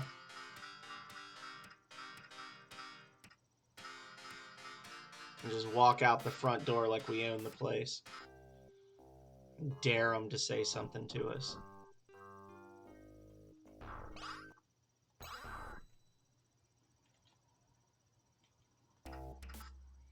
I was like, wait, what's going on with it threw me for a second seeing the Enchanter's health bar. I was like, what? Hold on. Oh, that's right. I played for an hour and a half before I got him. Oh, lordy, lordy, lordy. Uh-oh.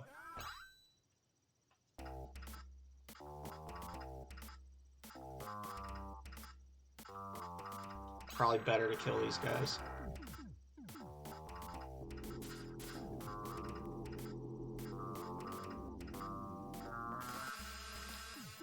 Bye, Oblicky. Wow, that was an incredibly weak Frenzy spell. Oh, what a gift. You done fucked up, AA Ron. No! Spoke too soon.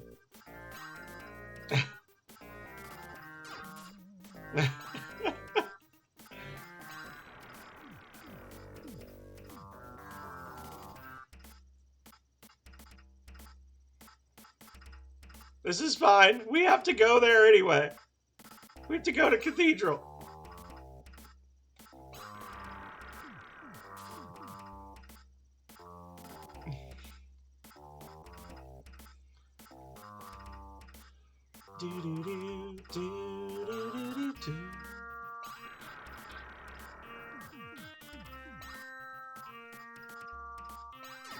No, none of that.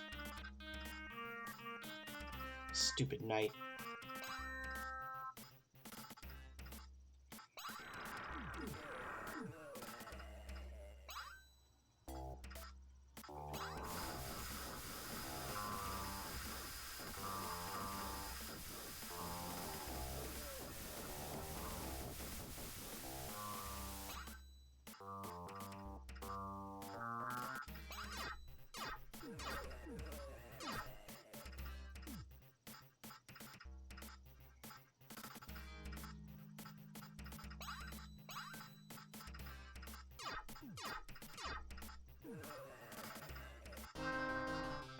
Well,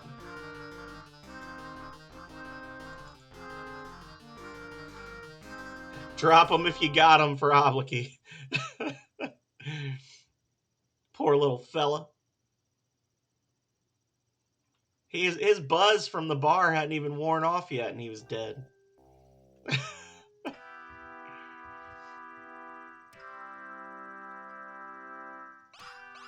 Now I'm gonna learn the spell for bringing people back from the dead, but I'm too low of a level to use it. Oh, he leveled up even though he's dead. That's good. So you get XP even if you're dead. Ooh, I never knew that.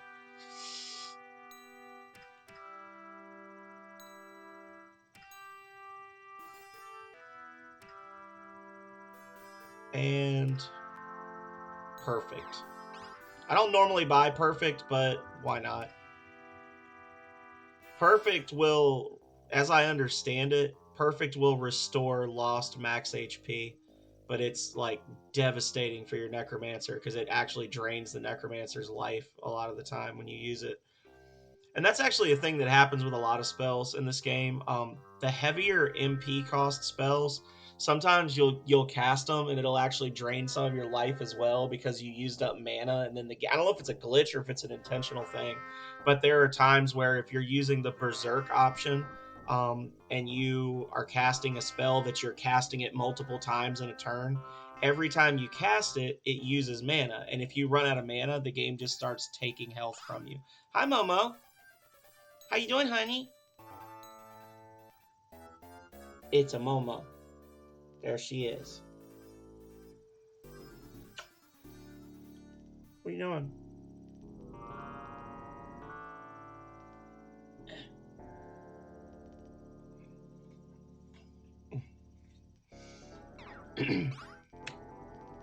She's like, yo, I'm here.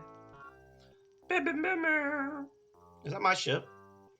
Do I have a ship here and I totally forgot about it? That is my craft. Oh, sniggity snap.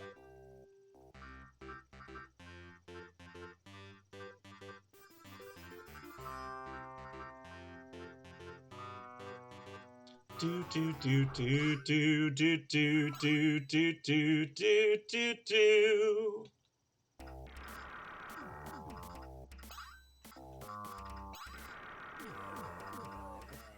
Boom, baby. Get wrecked. Pirates ain't shit.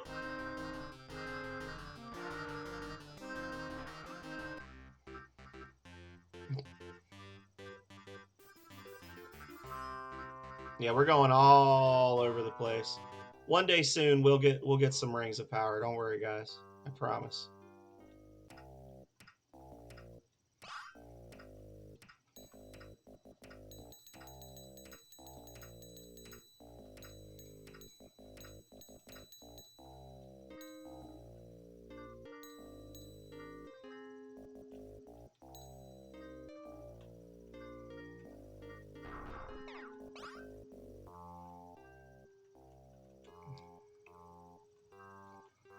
What if they charge you extra? No. There we go. Got him back.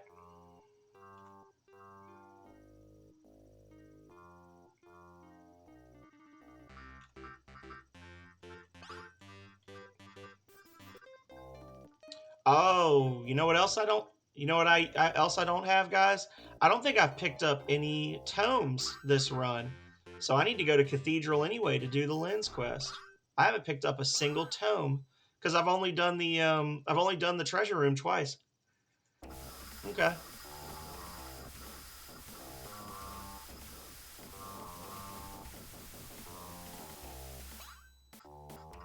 You, sir, can get effed. Oh, sniggity snap. Cosmic code 6669. Hello, my friend. Just a second. Cosmic code. How are you doing? You were playing Mega Man 2? Why would you do such a terrible, terrible thing to yourself? How was it? Welcome in, Raiders. I'm the Phenomenal Sir. I'm a variety streamer that plays a mix of newer co-op stuff and older retro single-player stuff. Today we are playing my number one favorite game of all time, Rings of Power, which, if you don't know it, I forgive you, is an open-world RPG for the Sega Genesis made by Naughty Dog Software in 1991. It is often referred to by our good friend Vidoof as Skyrim for the Sega. 15-hour stream, and you were playing with a timer going. Crazy.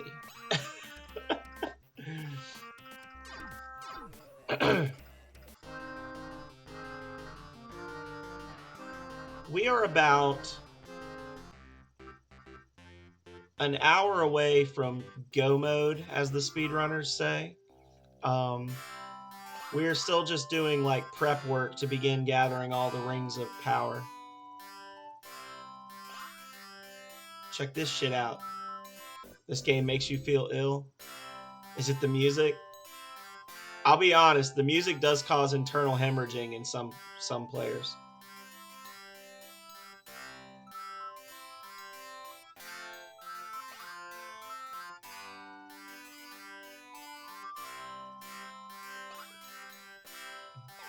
This is the worst soundtrack in the entire game.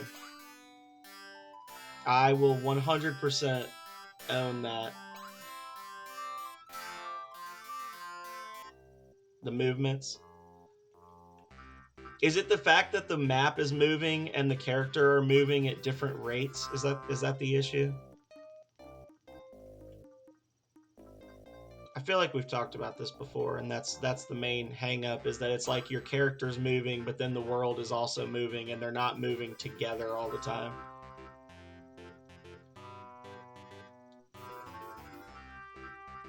I can understand that. I'm sorry to hear that, Cosmic. But congrats on a 15-hour stream. That's longer than I've ever streamed. 12 hours is my max, and I only do 12 hours for very special occasions. Like Hallowstream. The Hallowstream marathon, that's like the only time I would do a 12-hour stream. I don't know how y'all do it. Girlfriend's here. Tell her I said, hey. She'll say, who the hell is that? And you'll say, he's the one that told you to stay in your lane that one time. And she'll say, oh yeah, don't ever raid him again. So maybe don't tell her I said hi. Just think it. Just know in your head that I'm saying hi to your girlfriend.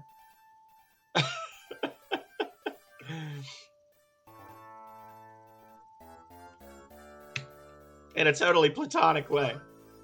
So, Buck, you have tracked me here. I assume you're after the Ring of Will. I'm afraid so, Yappa. Give it to me and we will avoid a fight. I wish I could, but I'm under orders from the High Priest to deliver the ring to the temple.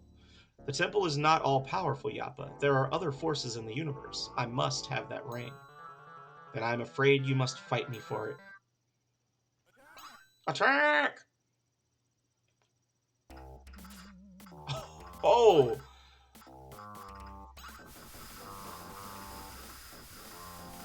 Time for sippies! Oh, where is it?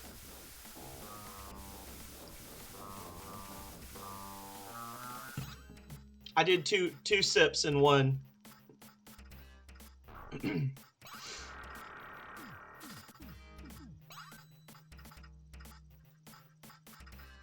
And come on, go for the double. Oh, boo. Okay, well, the Necromancer can still fight. Everything that Buck did, Mortimer betrayed us on with that crappy spellcast. So right now we got 5 of the party members are paralyzed for the next 2 rounds, 1 round. He's going to heal them because he's a POS, but not very well, apparently. And we've got enough mana here that we can bop them. We still can't do frenzy, unfortunately, on our main guy, but we can drop some pretty hefty damage.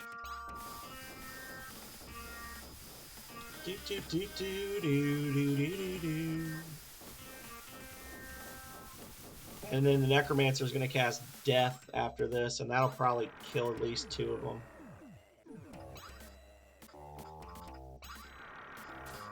No, it's going to miscast and only hit 1 person. Okay.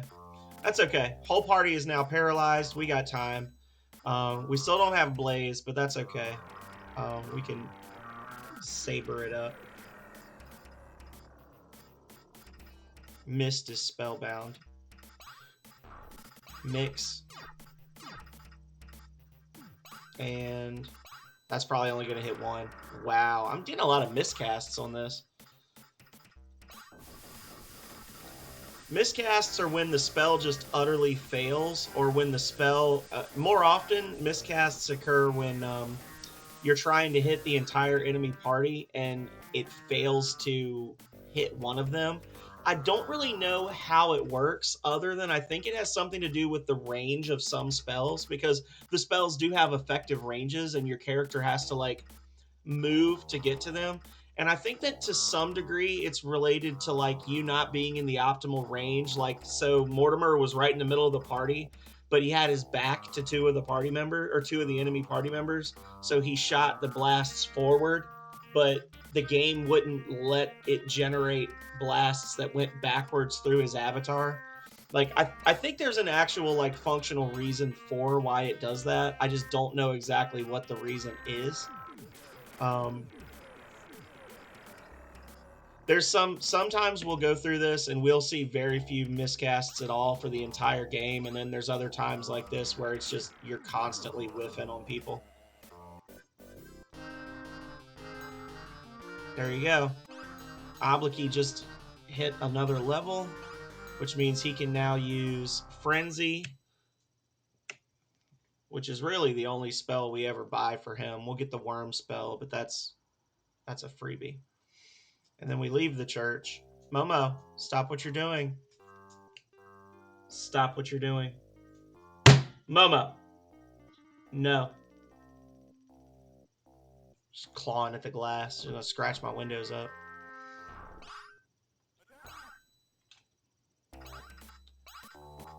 Kitan. I'm gonna remove you. Yeah. I will.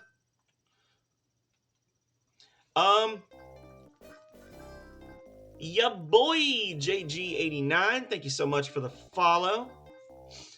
Are you asking me, VDoof, or are you asking Leo? For me, it's looking like Elden Ring is going to be a go. Megami was telling me that they have an update out now where it allows 6-player co-op. More importantly, it's an update so that he can actually play the game. So what can we do at this point? We can go to Mesa. We can go to Mesa and we can get the sand and the picture. We can go into the necropolis, but I don't want to do that yet. We can go down to New Sparta and we can fight the king's animals. I think we're strong enough for that. We still don't have sand, so we can't do the lens yet unless we get it. I'm gonna go to Mind, and we're gonna check the treasure room in Mind another time, and see. If we don't get sand there, we're gonna go through the swamps and we'll start working on the Ring of Division next, and we'll see what happens. If we do get the sand, I'll probably still start working on the Ring of Division next. I haven't decided. I'll decide in the next 2 minutes.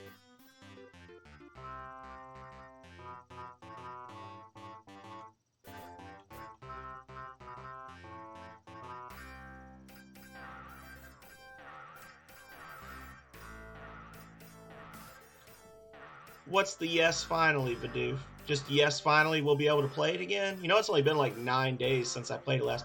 Oh, good, we got tomes, because I completely forgot to buy those. I literally was saying going into the town, hey, I need to get tomes. I haven't found any yet, and then I totally spaced on it. So that's a time saver right there.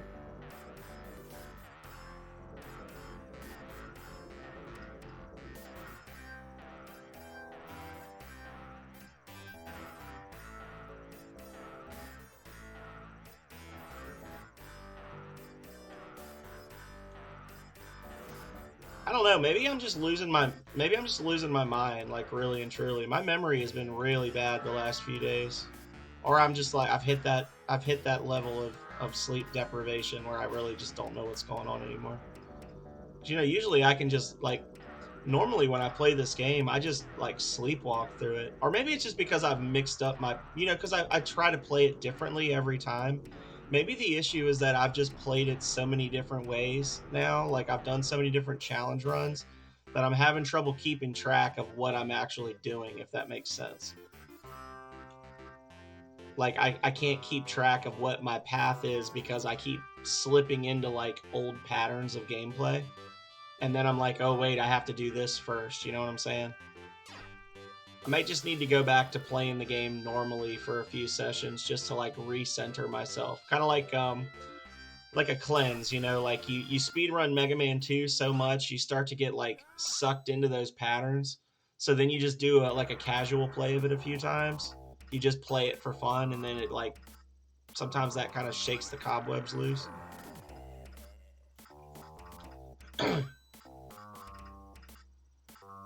Well, I play it twice a month is the thing. I mean, I literally play it every 14 days so that it stays on my games played list at all times. That's essentially my goal is I try to always have it on my recent games list on Twitch. But it'll probably drop off for like a week in January, and then in May I'm not going to play it at all. In October I didn't play it at all. So there are months built in there where I don't play it. But yeah.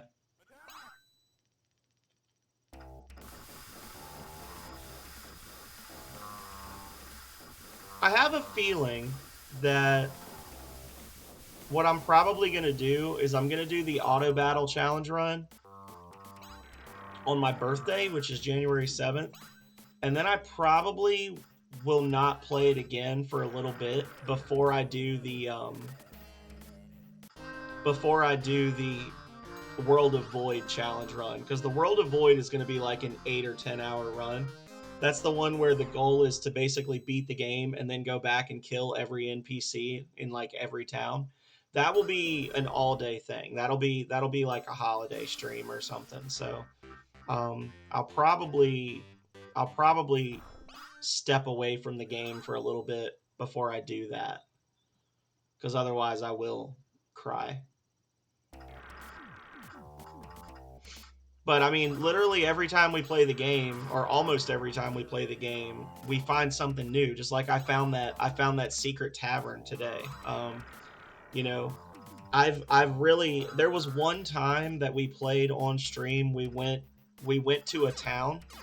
Um, we went to Cathedral after we'd beaten the game. I can't remember why we went there, but once we got there, we found out that basically if you run out of food while you're riding a dino, the dino will just buck you off and try to walk away, and if you walk after it and try to ride it again, it puts you in an encounter with two of the blonde vehicle masters NPCs, and they just refuse to talk to you. So it's like that was an interesting one. It was like there's like um the SPCA comes and takes your mount away because you're not taking care of it. For those of you who are not from the US, SPCA is the Society for Prevention of Cruelty to Animals. So that would be up their alley. They would be the ones that would like come after you if you were abusing animals or not feeding them or whatever.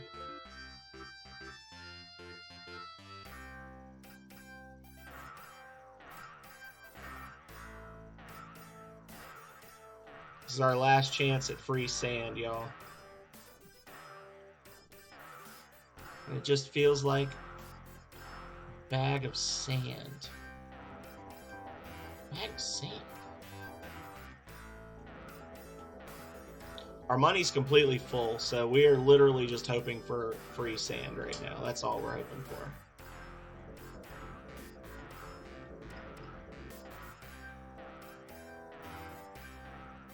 Definitely gonna end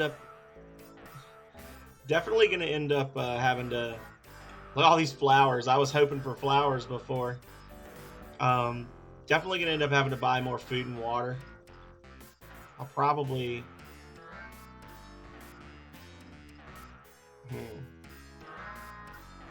I don't know. I don't really have a plan. I'm just kind of doing whatever feels right.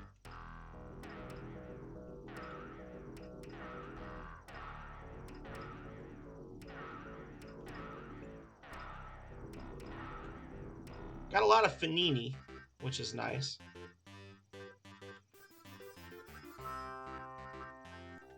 Okay. Oh, did I get sand? I wasn't even looking. I zoned out for a second. Oh, hell yeah. Okay. Good looking out, Vidoof. And we have 2 tomes, which is exactly how many we need because the game glitches in that one little bit. So we can do that.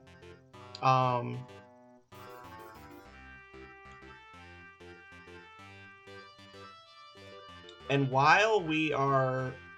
Let's see. Okay. I know what we're gonna... I know what the path is.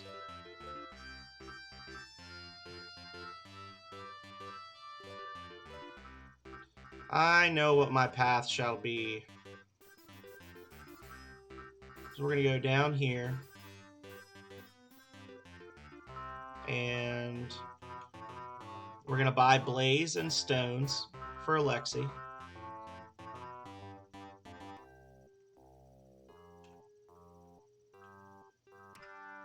And then we're going to get the lens. There we go. We're going to go past New Sparta. We're going to get the Youth Milk and the Iron Key for the Ring of Division. And then on our way back, we'll hit New Sparta up. We'll kill the King's Bears and Dragons. And then we'll be set to grab like 4 rings right away. We'll turn in the Ring of Advancing. And then we'll go into the desert. Because that way we'll be able to get all the goodies.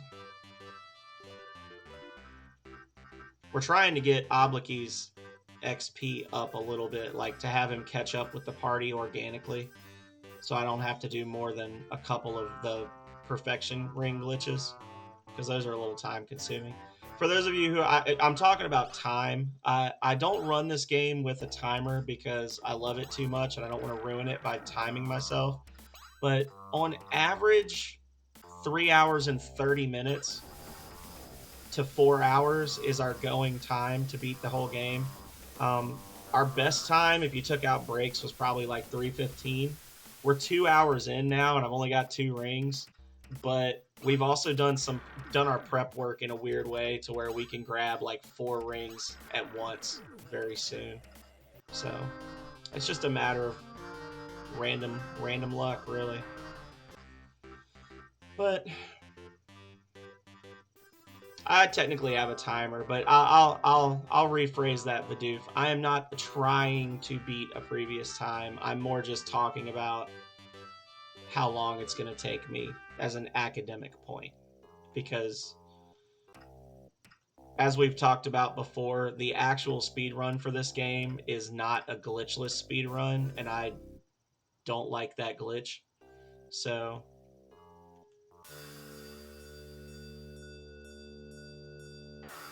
where he does the thing where he's basically just starving the whole time and using items to heal himself over and over.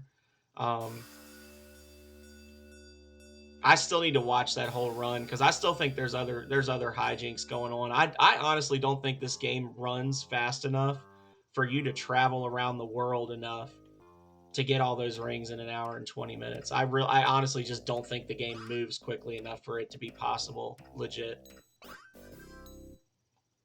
So that's the hairlock that we got from that witch that we killed. We killed her using the recommended method, which is we found her finger bone and snapped it in her presence. You can fight her, but she's extremely strong. She usually goes first or very early on, and she'll hit you with the master level spell, and she's got a full party of helpers that are fairly well leveled as well. So we got the Iron Key, we got the Milk of Youth. We're gonna go back east the way we came.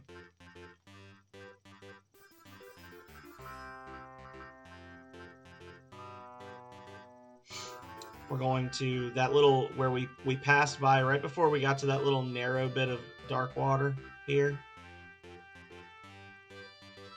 There we go.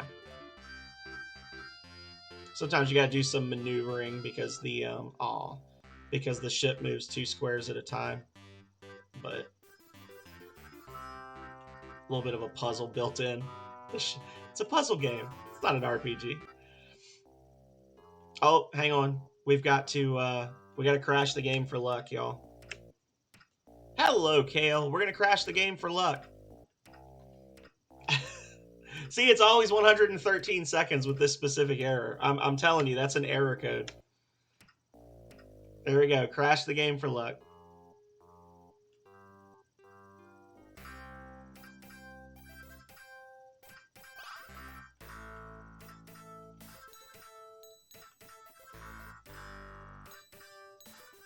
So, those pathetic fools want mercy.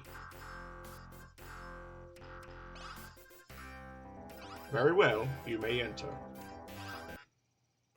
A burr! The bear hits like a truck. But so do I. Ha ha ha. It's going well, JD. How was Breath of Fire 2? I saw that you went live on it a little while ago. I wasn't able to jump in because I was getting ready to start this. I started early today.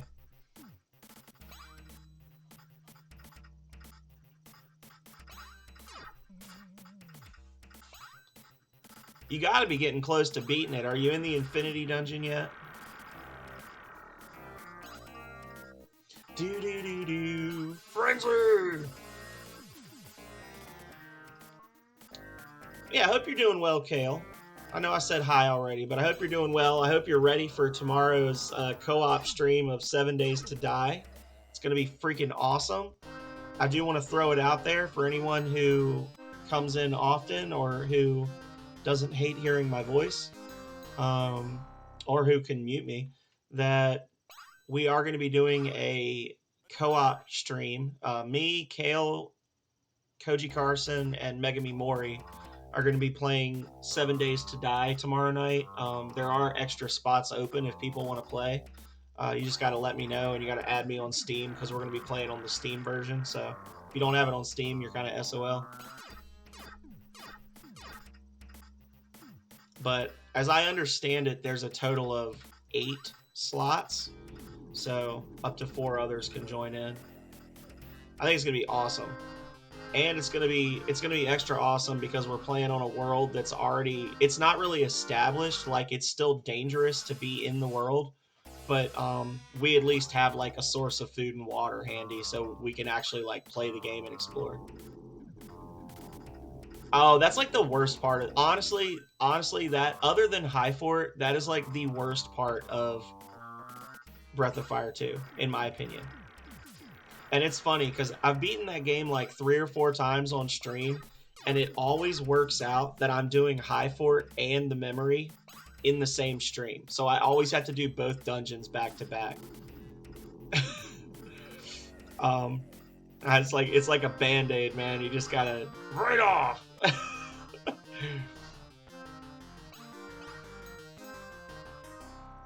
Well, we don't have a ready source of water like on top of us, but we are right now. We're in a town where there's a trader literally on the edge of a town. So like you can walk across town from where our base is set up, and there's a trader, and we can get to water fairly quickly.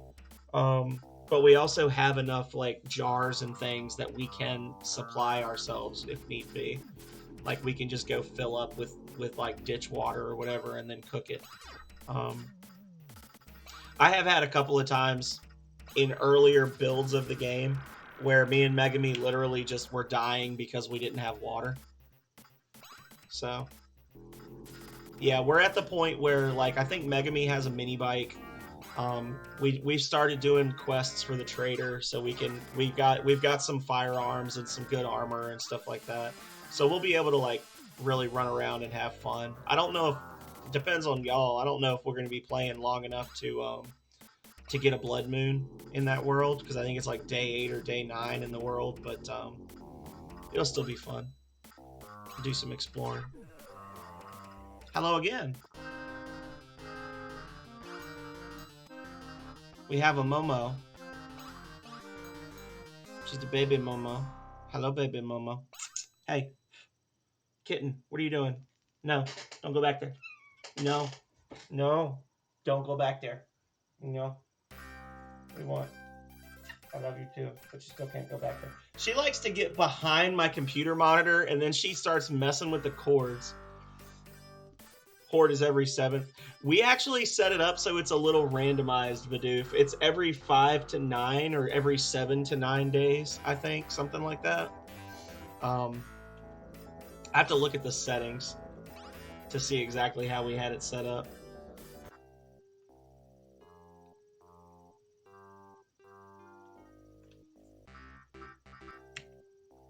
All right. So we got our sand. Let's grab the lens, because I forgot to do that when we were in Shard. See, I don't mind killing these guys, because these guys are buttholes.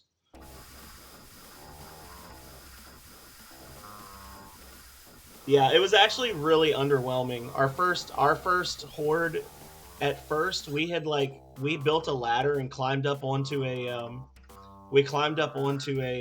billboard, and we were sniping them with bow and arrow and with rifles. And it got to the point where we were like, this is kind of lame. Let's spice things up a bit. So we literally just stood back to back in the street and just gunned them down as they came at us. And then it was over at like 1 a.m. We were like, oh, is that it? Yeah. But we played it on the PS4 for the longest time. We didn't get the message that there was issues where like the PS4 version is like the old alpha build of the game. Like it's a very old version of the game on PS4 that because of legal issues they can't or won't ever update it. So we were playing the old janky version of it for a really long time, and when we came over to the PC, we were like, "Oh my god."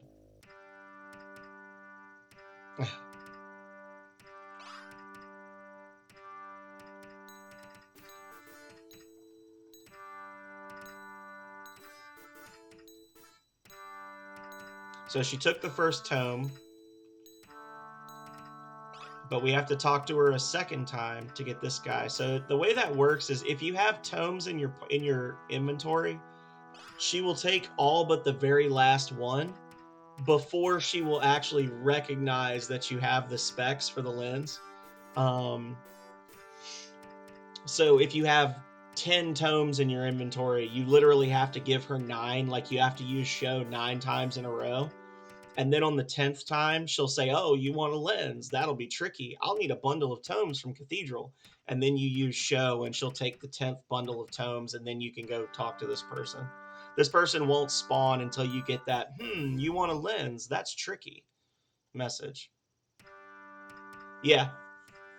Yeah, this is just us goofing off for now. But yeah, it does get a little crazy later on, Vidoof. You're right. I think the furthest we've ever survived was like day 65 or 70. And it was literally just, we were like on an iron tower in the middle of an endless field of spikes, just sniping shit. And we had like raised walkways, so basically like we could walk back and forth and just shoot down on the zombies' heads with bows and arrows. We got it down to a science.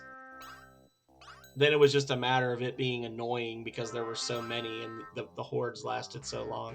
It wasn't really dangerous, it was just irritating, you know? All right, y'all. So, we are going to go get the Ring of Division, and then we're going to go get the Ring of Advancing, and then while we're over there, we are going to get the Dove from the Sorcerer in Oxbridge, And then we're going to go south and we're going to get the gems for the Ring of Perfection. We are going to get the Ring of Blood or Bile, whichever one it is, from the Magic Crypt. We're going to get the Ring of Intuition. We're going to get the ring. We're going to get like 7 rings just back to back in just a moment.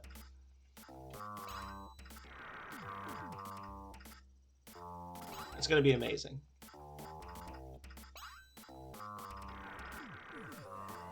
It's one down. There we go. I gotta open the door because Momo's getting a little antsy.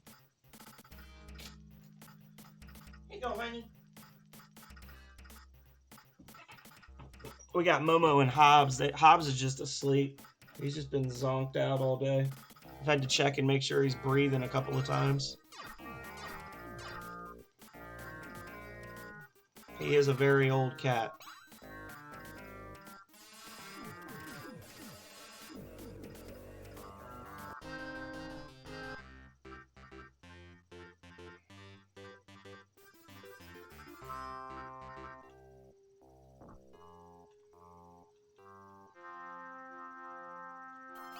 What you got?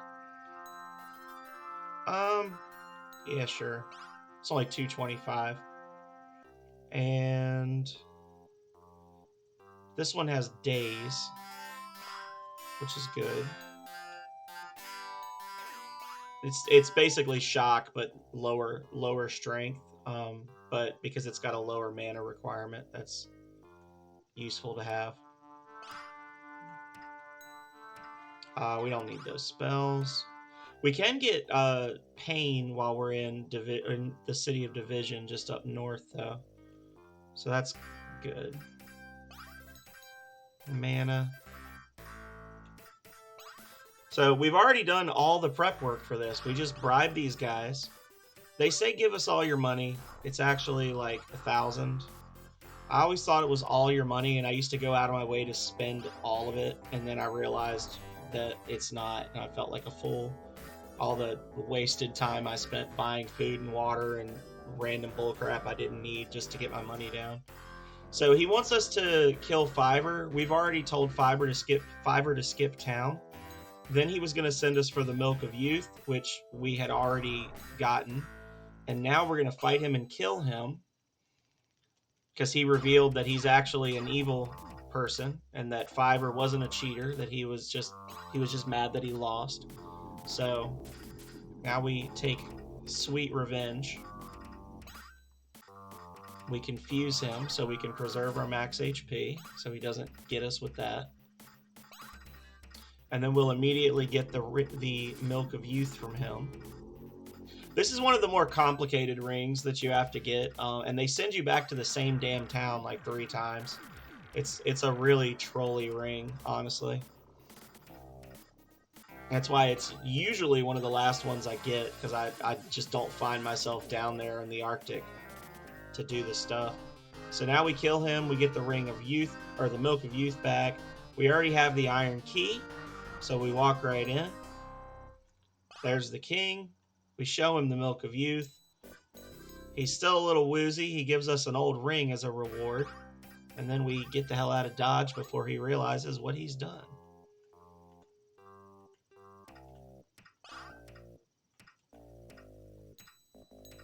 We're going to re-up our food and water.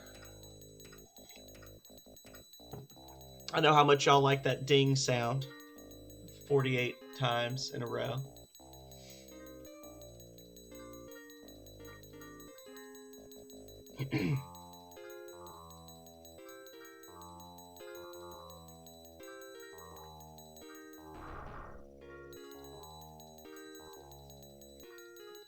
And that should leave us probably like 10,000 or 10,500 gold, somewhere in that range, hopefully.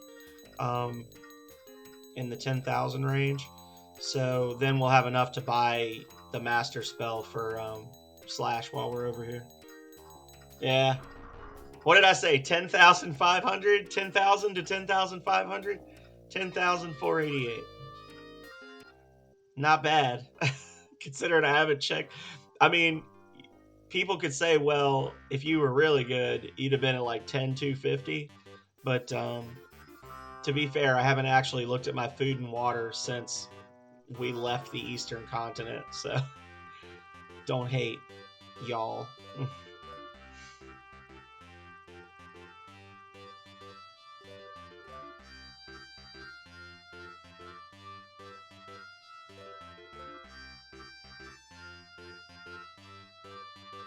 That's pretty close.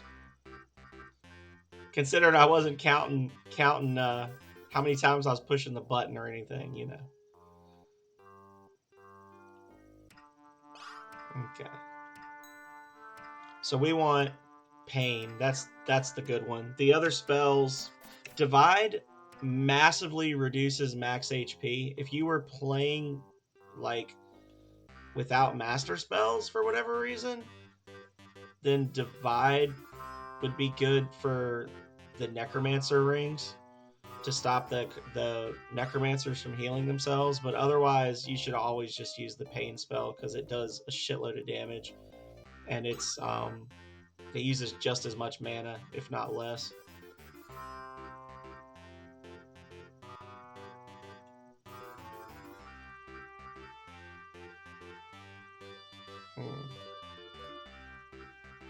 This is a tricky one. This can actually be a little annoying trying to get into this specific port.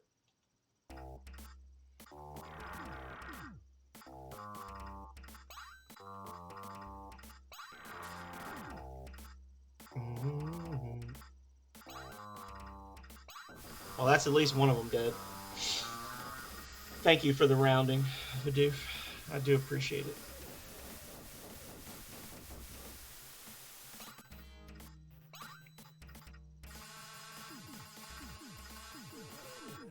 There we go.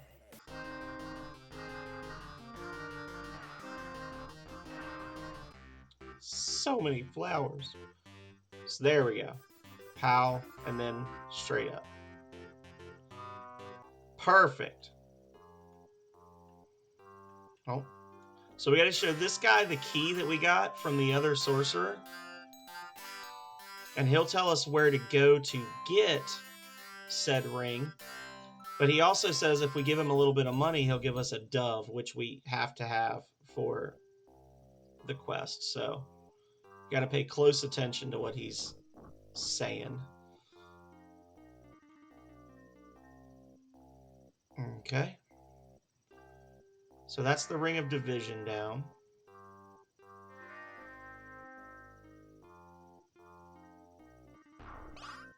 That's a lot of dragons. And they're very high level for the most part.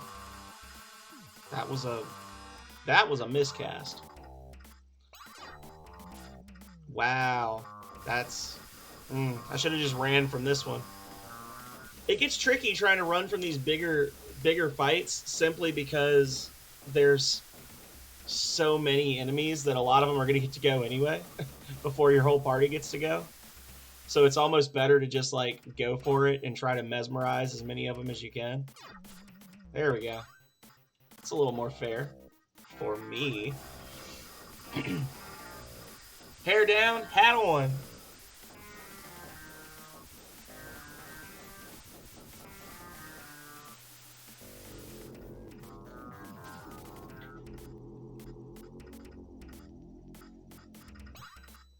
My Tub Life hat is downstairs. I need to bring it up. I actually ordered today. I ordered a baseball hat that has the same design as this shirt, the lame shirt. The I beat Rings of Power and all I got was this lame t-shirt. I've got a hat as well that's on the way. It says the same thing. I beat Rings of Power and all I got was this lame hat. And I still stand by it. Anybody who beats this game on stream, if they want to, I will give them a shirt or a hat. I will give it to them free of charge. You just have to be comfortable with telling me your address so I can have it mailed to you. But anything to get Rings of Power more coverage.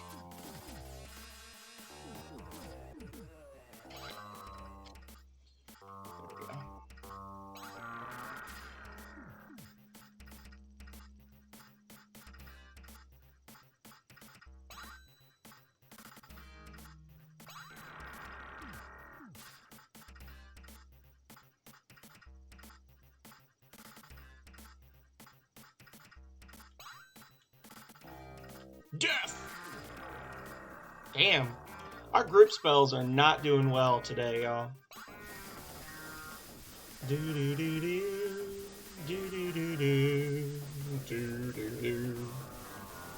They are really making me earn this victory.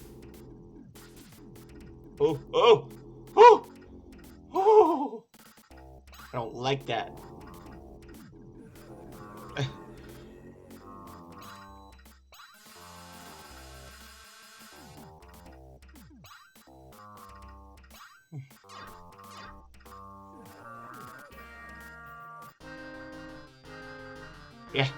Yeah, for one of us.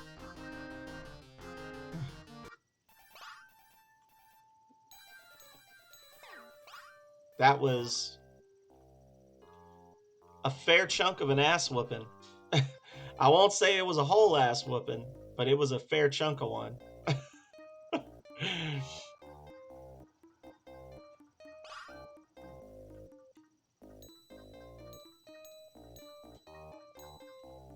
All right, there's the lens.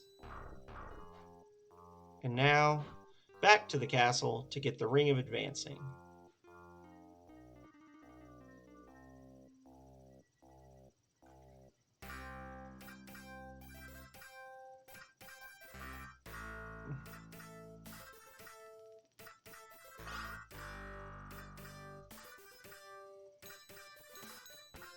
Alright, the crypt is now unlocked.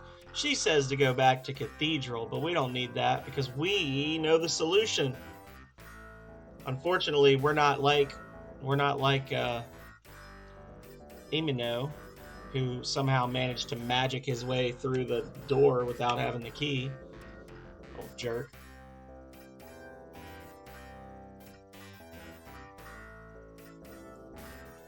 So, there is a key on these blue squares, which will always seek to get away from us. Stepping on the blue square turns it green. Stepping on all the blue squares turns the entire floor green and reverses the polarity of the ring, causing it to be attracted to your character instead of repelled.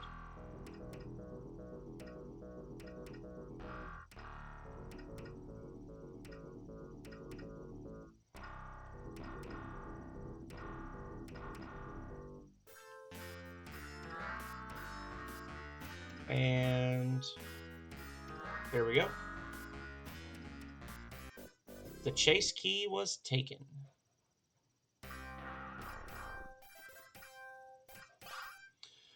And if we're quick, we can get through this with only one zombie fight. I don't know. Time for sippies? I got you. Tub life. Speaking of tub life, I know I've been talking about this in my streams, but just a reminder for everyone who's listening, we are doing another bathtub stream next Friday, the 23rd of December, I believe. I anticipate that it will be the thrilling conclusion of BioShock. By I anticipate, I mean I'm gonna stay in the damn bathtub until I beat BioShock because I've been playing it for like a year and a half in the bathtub.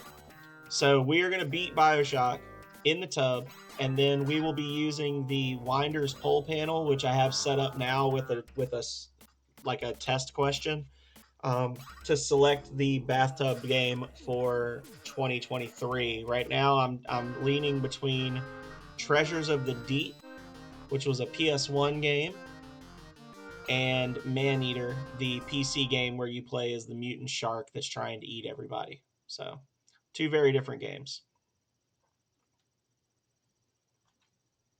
Oh, well. I hesitated. I was like, maybe I should save before I fight this guy, and then he just kept on chasing me. I smell peanut butter cookies.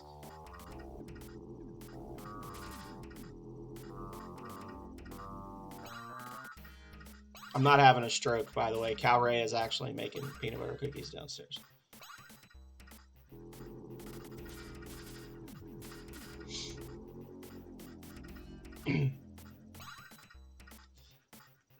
It's janky. I know about it from the PS1 demo disc that came with my system. And if you guys remember the PS1 demo discs, my PS1 demo disc, the games I remember from it was Croc, Armored Core, and Treasures of the Deep. Those were the three that I played the shit out of on there. Um, you play as a guy who uses a variety of different like scuba diving suits and submersibles to it's like you want to like see or research. It's like a little bit of a collectathon where you're trying to like see or save rare animals, collect sunken treasure, and battle against eco terrorists that are blowing shit up on the ocean floor. The controls are a bit much, and the visuals are a bit much. I mean, the big thing, like the big technological leap that this game had versus other underwater games, was that they had 16 layers of fog to simulate the loss of visibility and the darkening of water the further away from you it got. So there's actually like 16 distinct layers of like fog of war that get more and more occluded the further away from you they get. And that was like the big like tech brag for that game.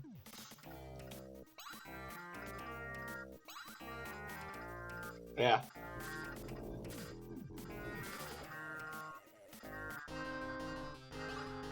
I will say that whichever game wins, I'm probably gonna do Abzu before I do that, because Abzu is like a one episode and done game, and it's beautiful.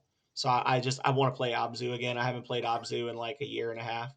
So we're gonna do Abzu definitely, and then whichever one wins will be the game that we play until we beat it or until the end of the year. And I am going to bring back the tub streams on a more regular basis. I am going to start doing them once a month like I was doing before, because they are fun. I don't know why I just stopped doing them in May and then just never came back.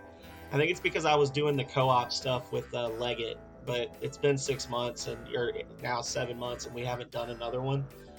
So it doesn't make sense to keep saving that Friday, you know.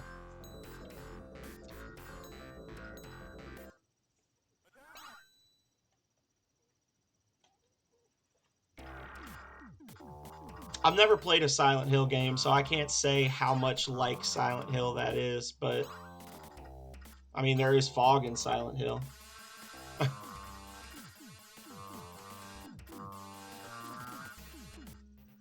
I really don't like that his Necromancer and his Knight are still up and moving. It's a little annoying.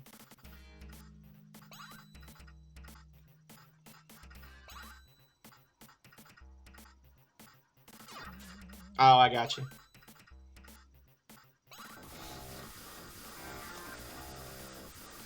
So that you can be in external areas and it still feel claustrophobic, right? They solve the problem with the fog. And I mean, really, it's based on an area where there is a lot of smoke. Like Silent Hill is based on a real town where a coal mine under the town caught fire, and it's gonna burn for like another 100 years before it goes out. Yeah. So I mean, it's both a convenient mechanism by which they create a sense of claustrophobia in an outdoor environment, but it's also accurate to the setting. So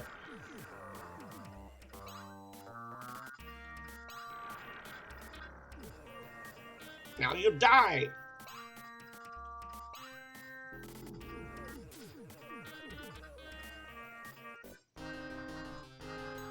There we go.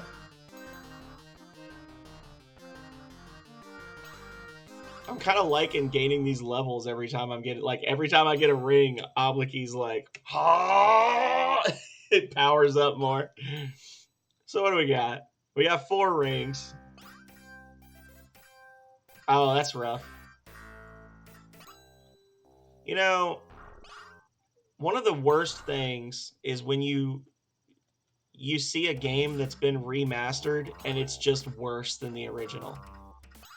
You know, like that's because there's no excuse for it. Like you say, "Oh, I'm going to remaster this game because it was really popular." and then you just basically shoehorn it into working on modern systems with no care for like actually preserving what made the game special in an attempt to just cash in on people's nostalgia, you know? Like I one of the things I hate the most in gaming is a remaster that is worse than the original. It makes me so mad. Because it's not only disrespectful to the player, but it's disrespectful to the people that originally worked to make the game. You know what I'm saying? Like you're literally taking something that people put their lives into, and then you're turning it into a cheap cash grab that just makes players sad. It makes them, you know, unhappy. Splangy, I have said that I actually, believe it or not, I actually really and truly have sent emails to Naughty Dog Software and Sony asking them who do they own the rights to this game, or like who owns the rights to Rings of Power now, and they have not responded to me. But I have seriously stated in the past that if I ever had the money, I would absolutely buy the rights to Rings of Power and try to fund a remake of it. Like preserve everything about the game that makes it great. Like but fix the frame rate issues, fix the spells, you know, add in more information that explains how stuff works, stuff like that. Like user experience things, not like try to make it into this if like Horizon Zero Dawn or something like something crazy. Just keep the basics of the game and make it so that it doesn't make Cosmic Code nauseous when he plays it. You know, I would love to do that. I've already said that when I graduate, when I get my master's, um, my graduation present to myself is going to be a custom arcade cabinet with a Raspberry Pi in it. So I've got like all the old Sega and Super Nintendo games and stuff in it. But I'm gonna have it. I'm gonna have it custom built to look like a Rings of Power cabinet. Like I've already started looking at how much I'm gonna have to save up for that. I will 100% stream off of that bad boy. Wonder Boy and the Dragon's Trap. I've never played Wonder Boy. I actually have a couple of the Wonder Boy games on the Sega Genesis collection, I think. And I've seen, is it Wonder Boy or Monster Boy? I've seen one of them played before. I think Retro Island Gaming played it. Um, and it seemed like the sort of thing that would make me angry. Wait, why would I even use a Bridgestone? I can just doy. So Oblique may die here, but we're gonna do a screaming sprint across the death floor.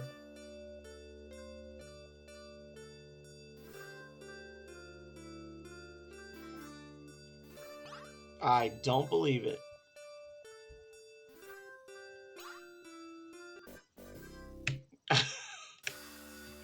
Holy shit.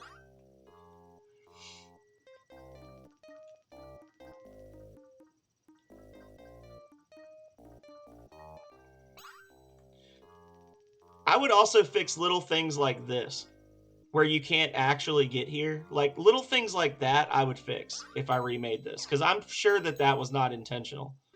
Because it would make it, it makes no sense from a design standpoint to have that there. So things like that, I would work on. But yeah, for the most part, it would just be like trying to re-release the game so that people can actually experience it and not have seizures or get angry.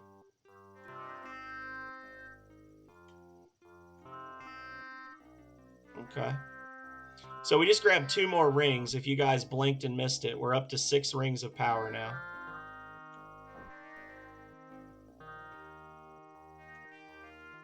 Still don't have the worm spell because I couldn't get over there, but we'll get it when we go the other way. Back to Oxbridge we go. We're going to jump on our ship, and then we're going to sail down and around to Mr. Belmont's house, which is actually not super far from here. It's just it puts our ship in a better spot. Or well, yeah, we do have the boat actually. Hang on. Well, we grabbed 2 rings.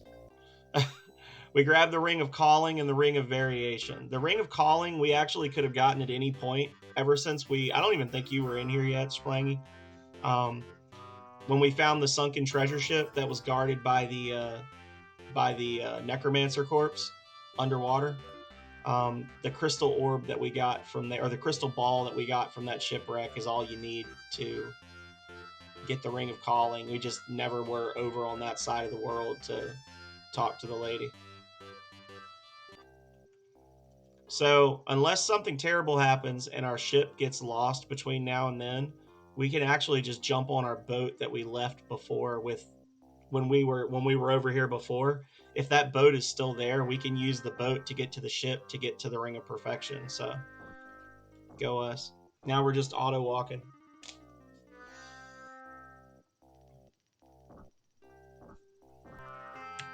I'm gonna save on the overworld like a dummy. Look at that. I'm so confident in my abilities. So cocky.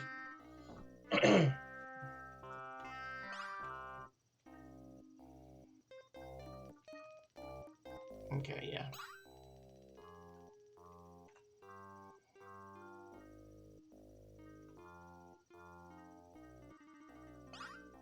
And then I think straight north from here. Yep. Please don't lose my ship. Boom.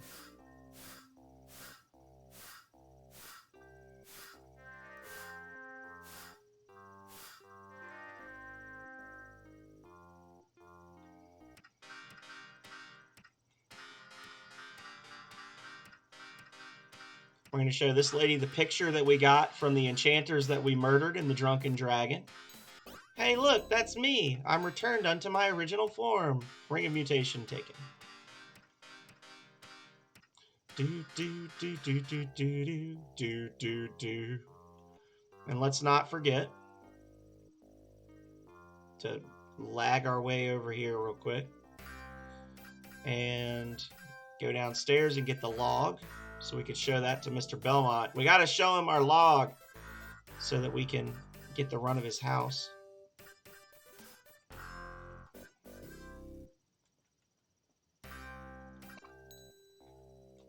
Void is evil. No shit.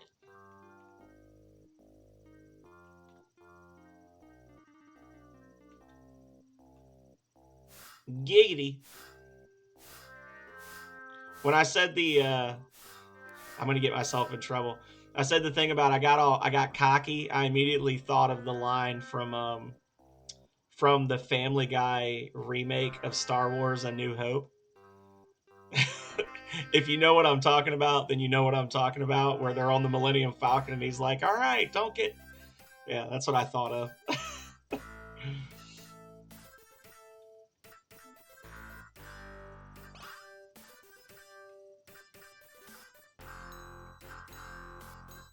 All right. So we tell him that the king of New Sparta has agreed to stop attacking them. He directs us to the gym that was definitely not there a minute ago. We camp until dawn.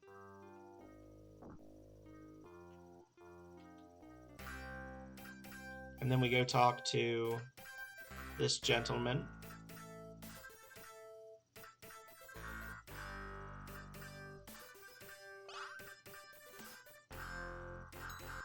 Give him the embalming fluid, which is called Med Sup for some reason. Med Soup.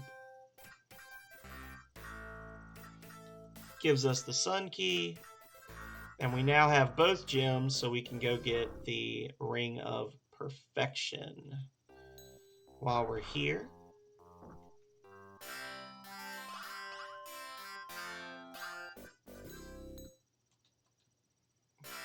just gonna burst y'all's eardrums a little more.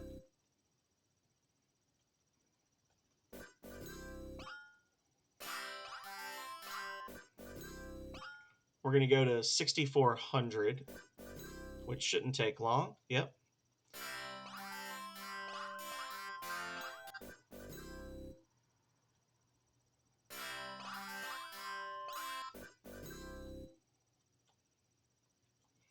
And then Where's he at? 3,000. We're going to take him to 3,200 because we're not going to do that. There we go.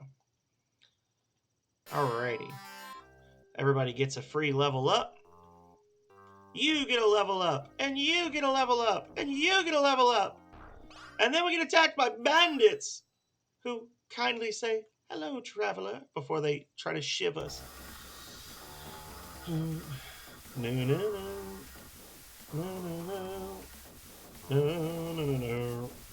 No, no, no, no. Blaze it. 420 damage. And shocker. Boom, baby.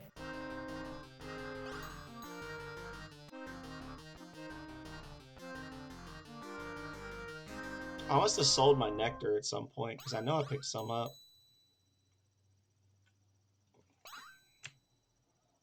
You're on it. Oh, the giving them the thing? Yeah. Do it. Now, we head over yonder. That's our craft.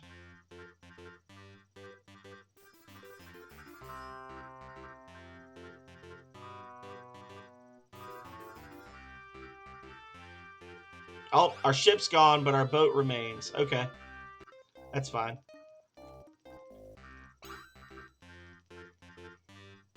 We're going to burn through some water here, which I know makes no sense, but...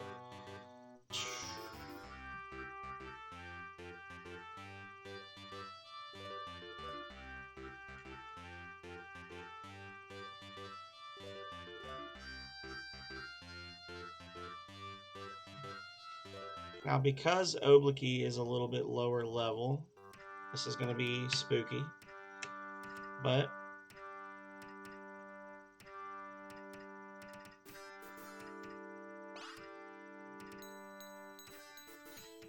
I have both of the gems, Fezzik. I mean, of course, there's no way that any one of the 5 members of our party could have put the other gem in there for us, right? It had to be him.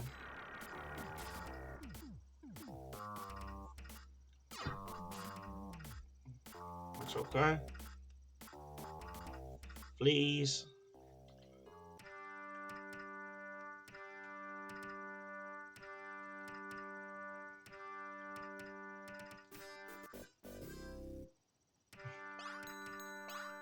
Oh. And really, if this was a true speed run, we would just bail. But it's not. So now we're going to start this fight again. The ring respawns. Every time you pick this ring up, it's worth 2,000 XP, I believe. 2,000 or 2,500. That's an inconvenience. That's why we save before every single battle against this guy. He and his Necromancer both have the ability to cast their highest damage spells, and if they both do it, then it's instant death for our party.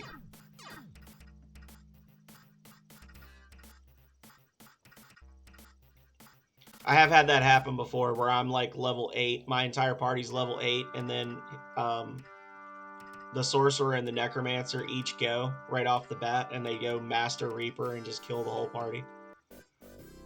Alrighty.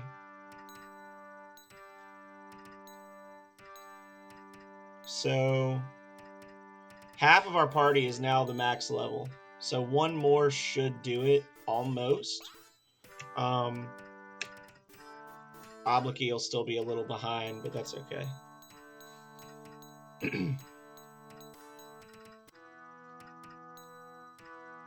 This ring is mine.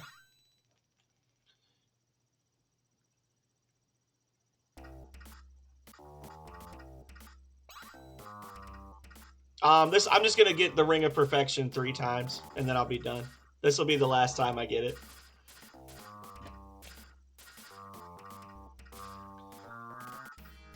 Alright. Give me something good.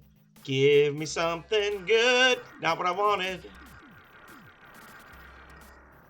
Oh, okay.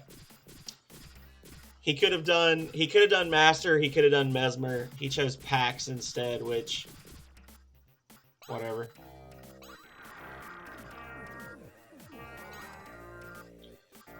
You chose poorly. And now you pay the ultimate price.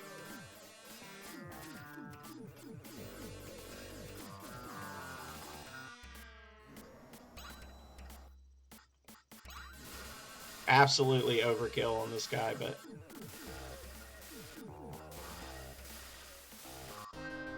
it said slash cast puree, or it was slice cast puree. Never mind.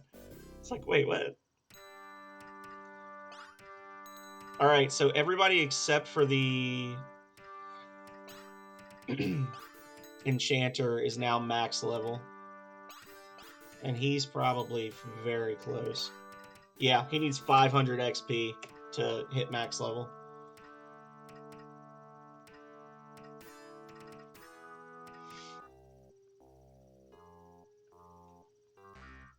So he should level by the time we got 2 more rings we're about to grab, by the way.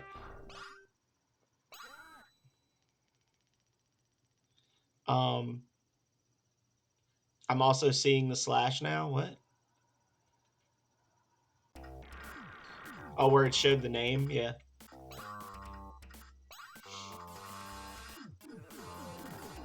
So we're about to grab 2 more rings of power. I told you guys, like, what did I say? We're going to get to 2 at 1.5 hours in. I said in about an hour, we're going to hit what the speedrunners call go mode. And we're going to grab like 6 rings back to back. And look at us go now. Division, advancing, calling, variation, mutation, perfection. Yeah. Oh, yeah. Yeah, we've talked about that, but I'm sorry, I misunderstood what you were asking, Vidoof. Yeah, that's Slash from the Appetite for Destruction album by Guns N' Roses. And we've also talked about how there are certain crazy people that if you talk to them long enough, they'll quote Black Sabbath lyrics at you.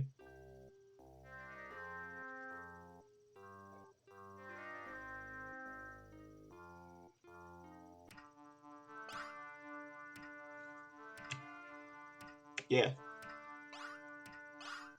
I mean, the very first enemy in the game is Al Goro, as in like Al Gore, the guy who was like the vice president in 1991 when the game came out. Wasn't he? Yeah, he was Clinton's VP in 91, wasn't he? I should know, but I was 5 at the time, so I don't. Sorry. Yeah, literally the first scripted fight in the game is against Al Gore. They are. They also tell you where they tell you where the treasure rooms are that we've taken such advantage of.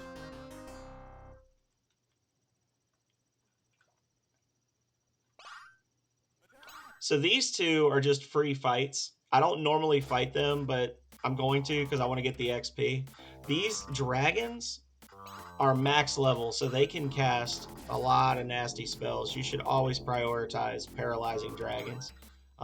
The only thing nastier than the dragons in terms of sheer damage is going to be the corpses that can cast Reaper or the knights that can reduce your max HP.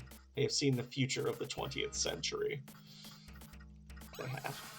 You right.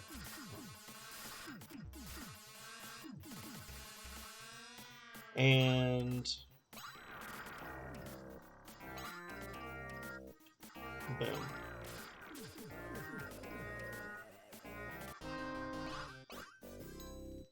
Ah, a dove. Delicious. Thank you. He was about to try to kill me, but because I had the dove, it a conjurer of the Order of Skeleton, which is like level 2 for the Necromancer. So he's such a high level of conjurer that it flipped him over into Necromancer levels, I guess. Let's fight him. Let's see what happens. Oh, nothing.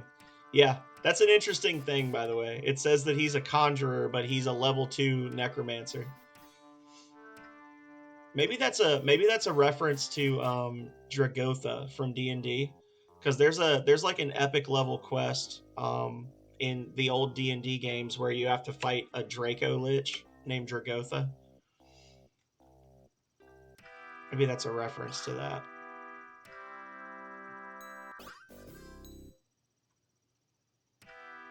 Come at me, Sprout. P.S. We got another ring. We traded him the dove for the ring of intuition.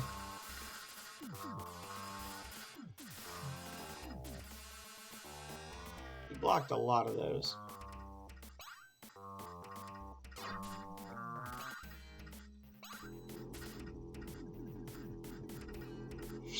And Spellbound, and then hopefully Buck goes next, and we'll just use Master to kill this guy.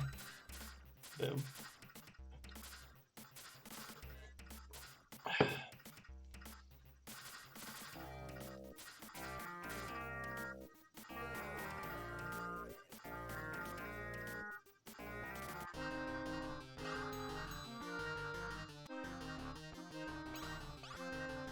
So where are we at for rings now? Oh, look at that. 9 rings of power. All that we have left are the 2 Necromancer rings. We're going to grab this one, and then we got to do our spooky battles against the Power Lords guys, and then the Necromancers in the cave near Commerce. And then we're ready to rock and roll. On our way back from Commerce, we will grab Master Spell for our Archer, since she doesn't have one yet. And we need to grab the Enchanter's Master Spell, which is free, and we'll be good. I should have grabbed it already, but I just kind of forgot.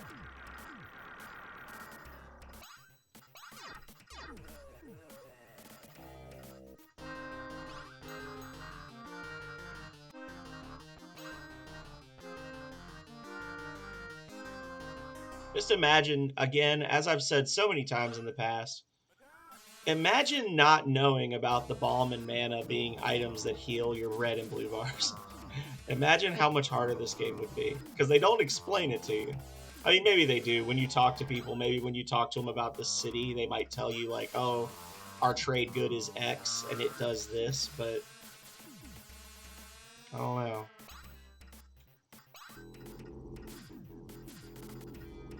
So that guy went ham on me. He just was like, fuck it, and used Reaper.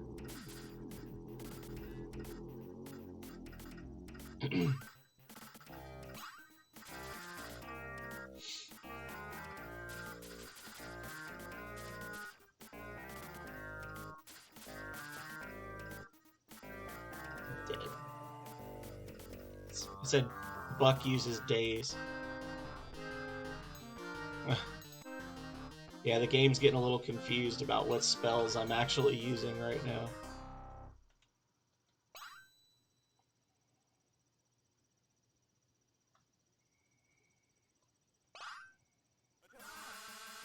I figured if I kept running, he was just going to get me at the same time as the other one, and then I'd really be fucked, so...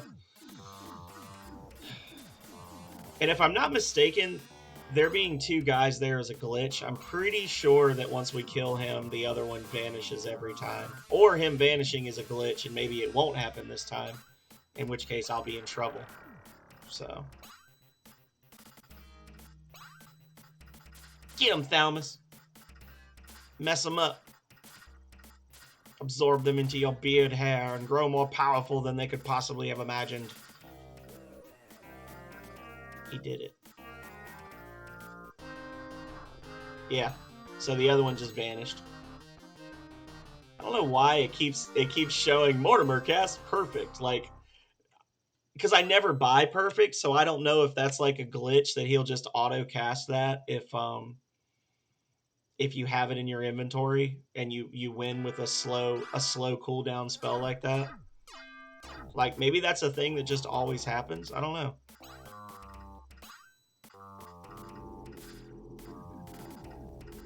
Although honestly, the fact that I bought perfect does mean that if I do get popped in the Power Lord battles with something that reduces my max HP, I can just have him use perfect to reverse it. So that's nice.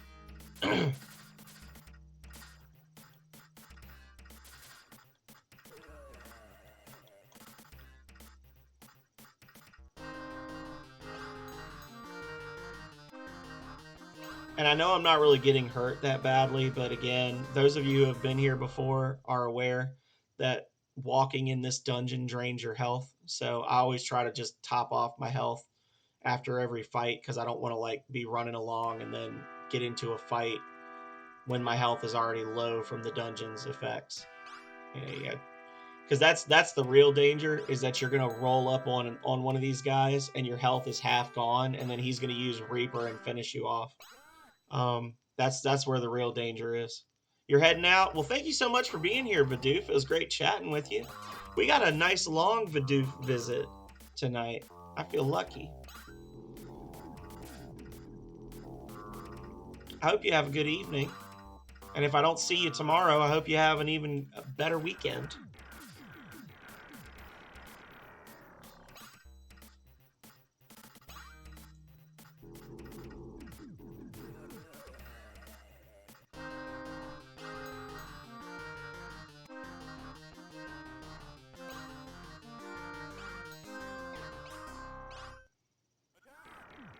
Casts Dazzle. I cast Pain. Get wrecked.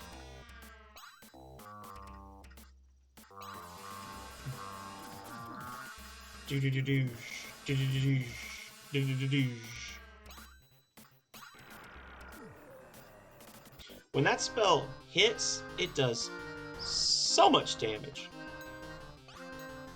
It's just the fact that it's a single bullet means that there is a chance that the enemy's just going to block it and make you look like a fool.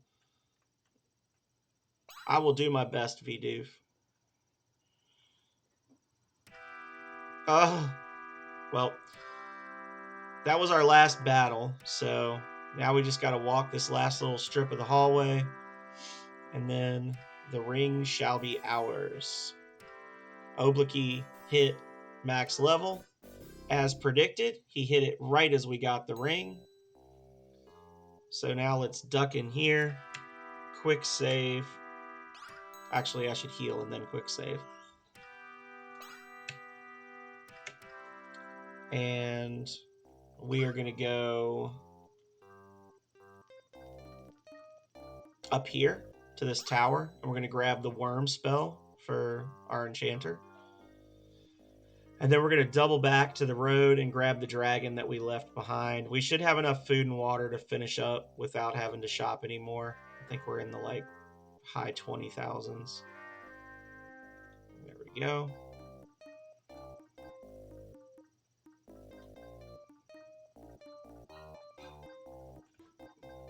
Pow.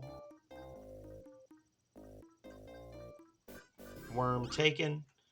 And then we're not going to go any further up because if we do, it will be fine because we saved Fiverr, but it'll put us in prison and it'll slow us down. Hell no, I'm not paying you taxes. What are you even doing out here? No tax money for you.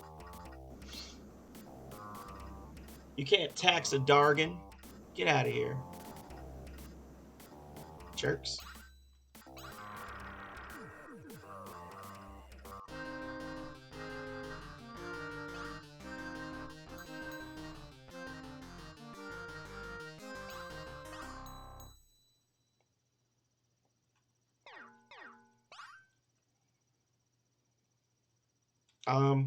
Actually, let's just go from here. There we go.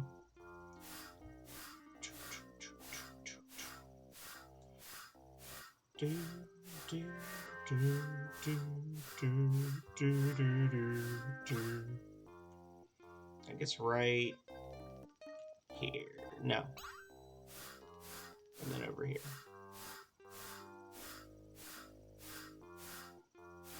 And there's going to be a ruined city over here. We're going to land at, if it will let us. Fucking A, it will not. God damn it. Look at this. It's perfectly placed. I can't land anywhere. Oh my god. You bastards. Okay. That's why I saved before I did that. There was literally no way I could maneuver that dragon so that I would be able to land it inside that castle, because they can only land on clear flat ground.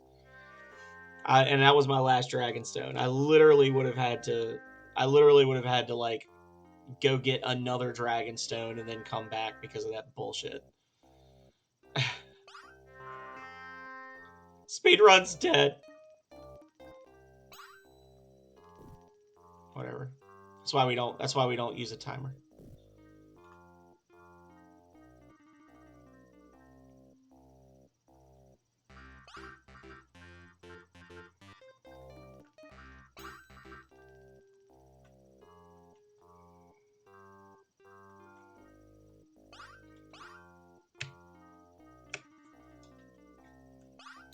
Anyway.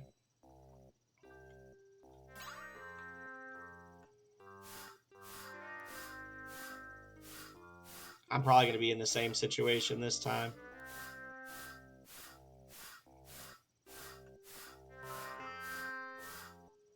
Oh, thank you. Okay.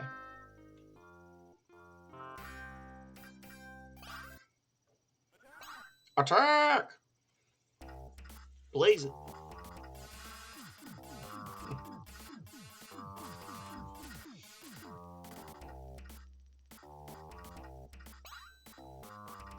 That's the knights are all going to go down, which those are the main thing we're worried about. The archers or whatever.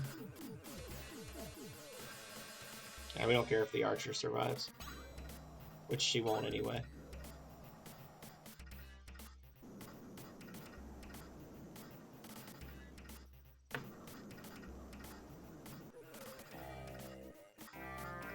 But cast warm. Got the twisted key. Don't have to fight these guys because we already got the key.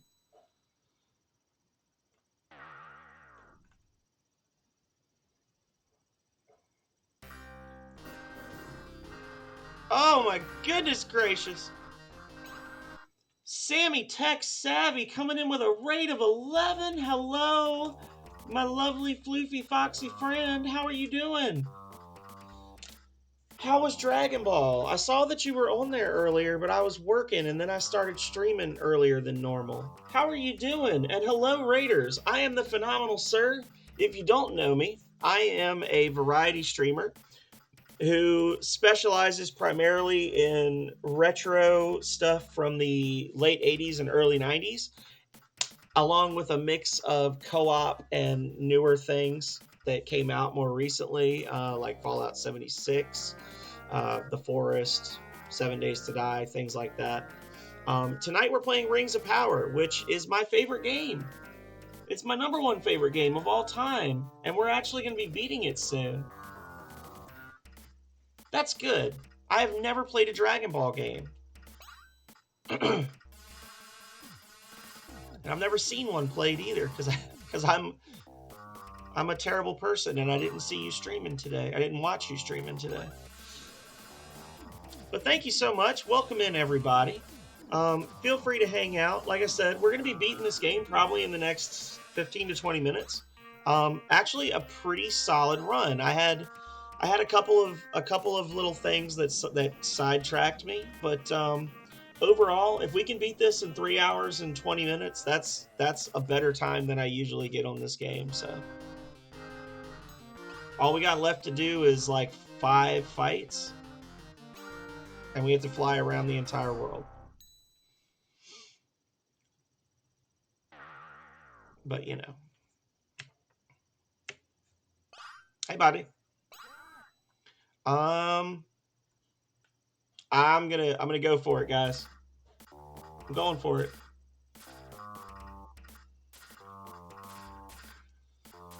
We've had 2 raids tonight, which is like a lot for me. Hey, Cosmic come in with a big group. Now Sammy's here.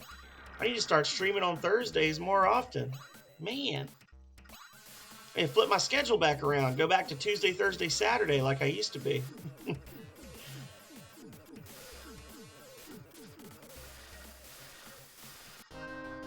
There we go. Never had a chance. Look at that, guys. Oh,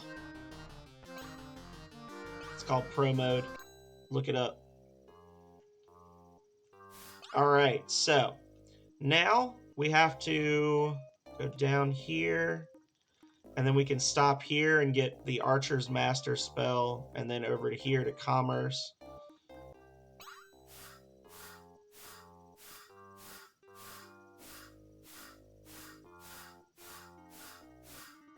It's going to be tight, but I think we can do it without buying more food and water.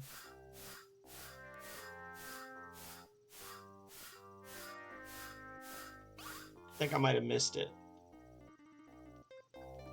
I absolutely missed Magic BS. That's okay. It's not necessary. It was just a safety thing. It's another party. Boom. Now, please, for the love of God, do not let that dragon despawn. If that dragon despawns, everything's going to go horribly wrong. If that dragon despawns, it's going to make our lives very sad. Because I killed the Dragonstone Merchant.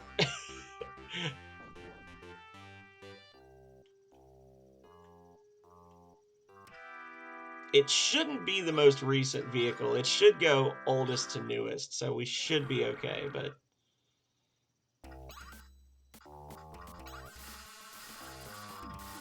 So we got like 3 battles against these crowds of Necromancer, like liches, I'll call them, because they're corpses, but they're also Necromancers. So we got like 3 groups of liches, and then the Master Lich, and that'll be the final Ring of Power. And then we have to go visit Mr. Belmont and get the Bandit ID. And then we'll grab the last item we need on the way to the final area.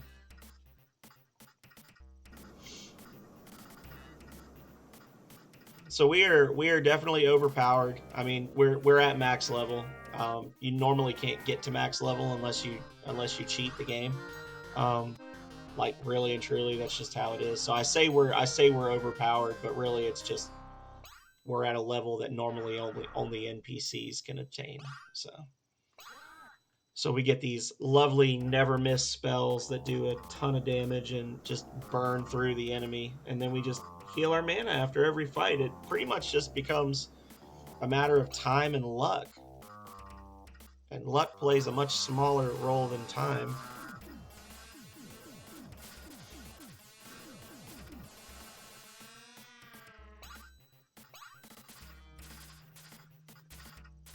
And then we'll use a mana. I think there's, if I remember correctly, there's 2 battles on the next floor, and then there's the boss battle on the bottom floor.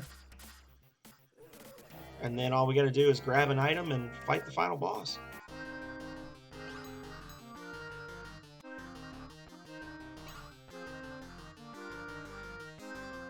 Now, as I said, if we don't have a dragon if that dragon is gone when we get back out there, then we're effed, because it's literally going to mean that we're going to have to just run around until we get a dragon stone as random loot, because we don't have any extras. And that's going to make me sad.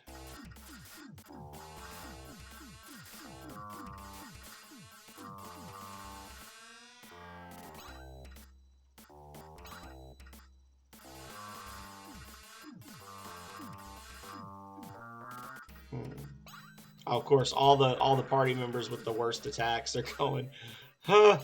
All right, that should do it. That'll kill him. 70 HP. So the max is, I think, either 140 or 150. So 70 HP is usually 2 full red bars. So if they have exactly 2 full red bars, it's like 50-50 if they'll die or if they'll survive with like 1 hit point left. So anytime you use Master or Worm, because they're unblockable, anytime you use either one of those spells, it's a guaranteed 70 damage. So any enemy that's below 2 full red bars, even if it's just a little bit, is instantly going to be dead. You just know they're dead. The others are a little more unpredictable because the other characters all do bullet storm attacks, as you can see, and the enemy can block those bullets. So like that was not a great attack. They blocked about half the shots. These enemies really like to block though, so. Huzzah! Huzzah! Huzzah! One huzzah for every batch of cookies I'm gonna eat when I finish this stream up, Calrea.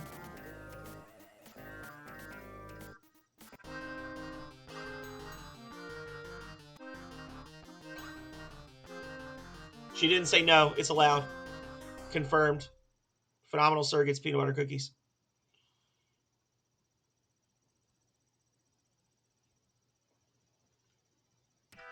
All right. So if these guys use 2 Reaper spells back to back, then we just die. Otherwise, we got this. They got 3 Necromancers on their party that can cast Reaper. And they have absolutely trolled us in the past by double tapping us with Reaper. That's Buck dead right there.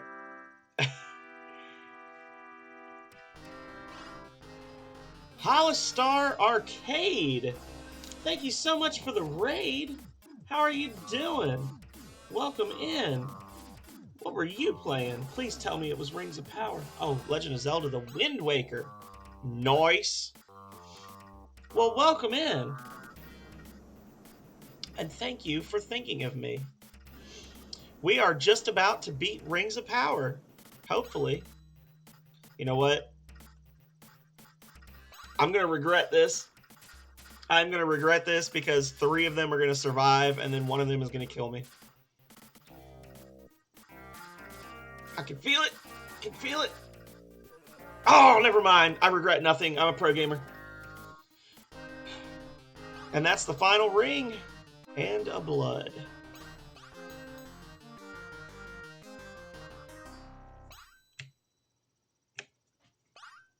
Boom, baby. That is the 11th ring of power claimed. You can F off, little boat. Now, is there still a dragon here? GG, y'all. All right. We have 1. So we're going to go down to here and then over to Mr. Belmont's house.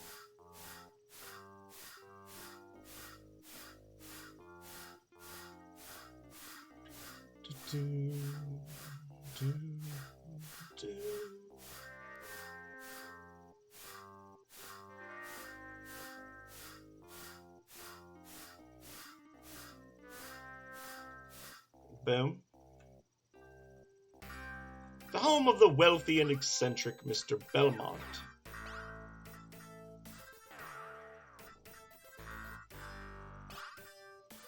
Hey, check out this log, brother. Alrighty. Log lost. For those of you who don't recall, we got that in Mesa, in the main building in Mesa. It was down in the basement. And now, the only thing it does is it unlocks this door so we can come down here and take the ID, which certifies that we are a 100% bad dude and are afforded all the rights and privileges thereof. So basically, now we can get into the bandit hideout. We go down here, and then we're going to go that way. So once we hit the water, we're going to go straight east until we see the second fort. We're probably going to see some warning flashes from lack of food, but I don't care. If we hadn't had to use that 1 dragon, we'd have been fine. But at the start, threw off my pattern.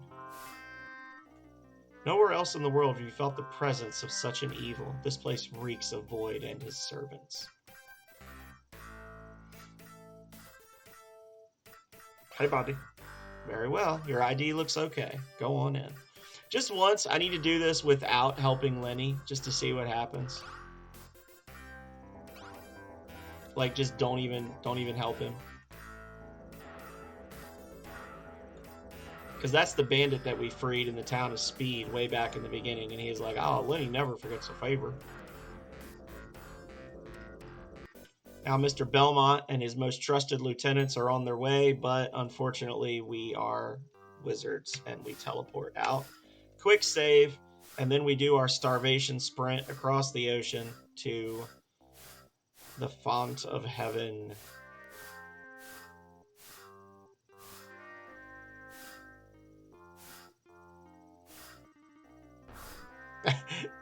Exactly. Look at that. Oh, photo finish. There we go. Use the item. We raise the holy seal aloft, and a bright light is emitted from it, and the entrance to the Font of Heaven opens. Why, hello there, Buck. I've been waiting for you. You see, it all came to me just after our master zapped me to some random location in the Arctic. The best way to get the Rings of Power was to sit back and let everyone else do all the work. Then when you showed up here, I would retrieve them. So I've been living it up at Chaos for the past few months, while you and the 4 other suckers ran around the world finding my rings for me. M&O managed to find the Ring of Advancing, but of course you took that from him and Richie. Poor old Yappa went to all that trouble to find the Ring of Will and bring it back to the cathedral, but you also took his ring. Now my friend Fezzik, I told him to wait in the Chamber of Perfection, and sure enough, you came along with the gems. Too bad you had to kill him. Rokus, on the other hand, was a surprise failure. He didn't manage to get a single ring. Instead, he just spent his time lounging in the lobotomy club. I don't know what Master Thalmus saw in him. You, on the other hand, were an unprecedented success. You managed to secure all 11 of the rings, and now you have brought them here to me. Thank you. But Darius, you have made one fatal mistake, for I, in obtaining the rings, also learned of their powers, and can now use them against you. Allied with Nexus, this is not a power that even you can overcome. No, Buck, it is you who have made the tactical blunder, for I have a secret up my sleeve, which I shall be happy to tell you. Void, and the spells he has crafted for your destruction. Give my regards to the rest of the gang when you meet them in the Deadlands.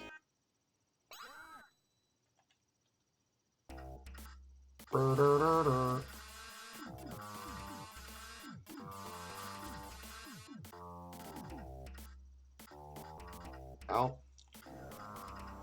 There you go, guys. Darius cast Master. Things have gone horribly awry. Blah. I wish I could. I need to make an animated emote of that. Just blah. Alright, so if his enchanter goes next, then the whole party's just effed, and there's nothing we could do about it. If our necromancer goes, we win. Or if I go, okay, we win.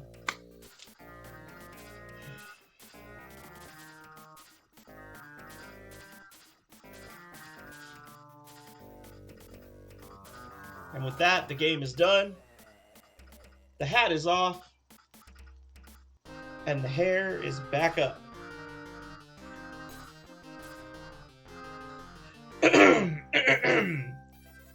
So it was that the victorious sorcerer Buck of the Academy of the Mind did defeat the evil Void.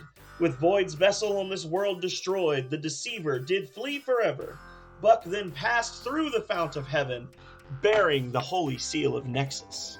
The mighty Nexus looked down upon his home and saw that Buck had brought all 11 rings of power into his presence.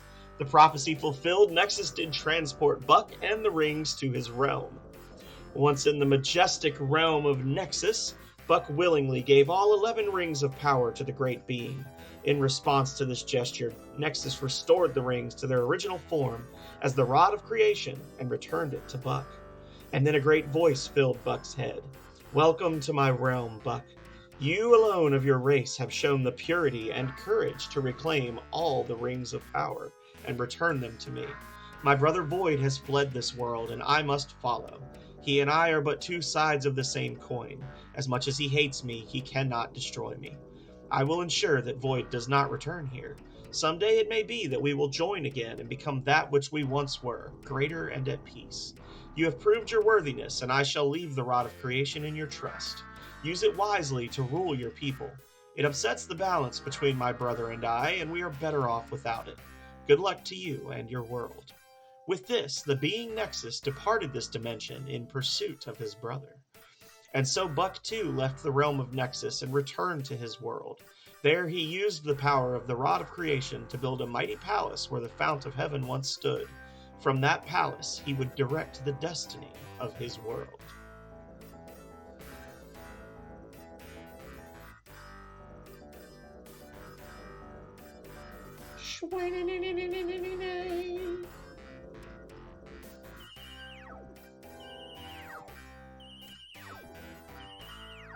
So we had a couple of reloads and resets, but overall, I think this was probably one of my fastest times, and I had no specific plan. I was just running around. A good solid run, 3 hours and 15 minutes. It was fun. Had a shitload of people come in tonight and hang out and chat. Everything you need in a stream, right? Friends, fun, and zero frustration. Look at that beautiful bastard. I'm in love. I'm gonna fall into those 9 pixels that make up his beautiful eyes. Fireworks.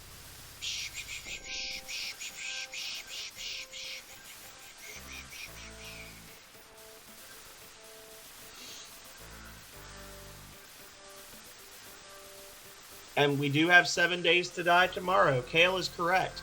So I'm going to look for a raid target unless somebody has someone in mind.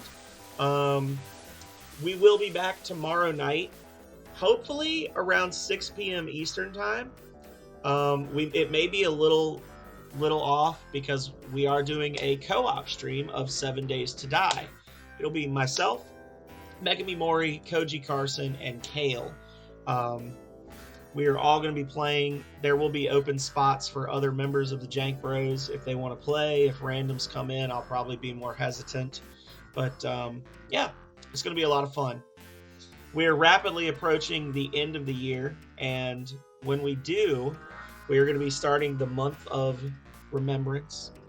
We will be celebrating our 2-year anniversary on January 30th, so we're going to be celebrating with a whole month of all the games that built my stream in the very early days.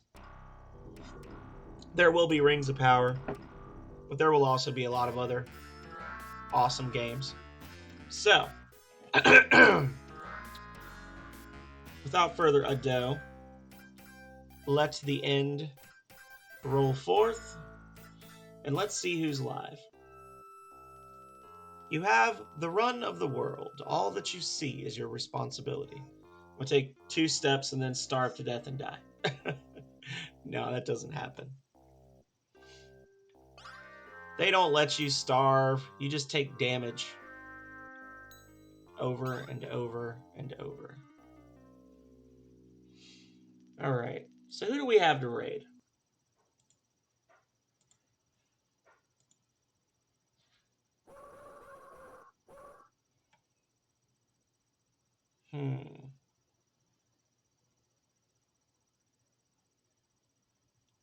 I see one likely target. I see another likely target. I think I know who we're going to raid. But first, I have to look and see if anybody else is playing Rings of Power, right? Like, we have to check. Nope. Everybody in the world who's watching Rings of Power is here right now. And I love all 8 of you. I know there's more than 8. I know some people are probably lurking, but it says 8, so we're gonna say that for the lulz. We are gonna raid Miss Taker because she is a very sweet person. She seems very nice, and I never get to raid her. And she just started. She's doing marbles on stream, so she does a lot of stuff with her viewers. She's playing marbles on stream, which is super fun. So I genuinely do recommend that you give her a follow and then join in with the fun. Um, I've already told you when I'll be back, so all that's left to say is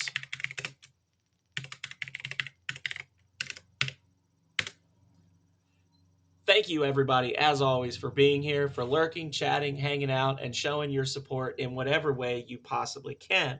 I very much appreciate Hollistar Arcade, Sammy Tech Savvy, and Cosmic Code for the raids. Thank you to Koji Carson for the re-up on the sub. And yeah, until next time, stay healthy, stay safe out there, y'all. Later.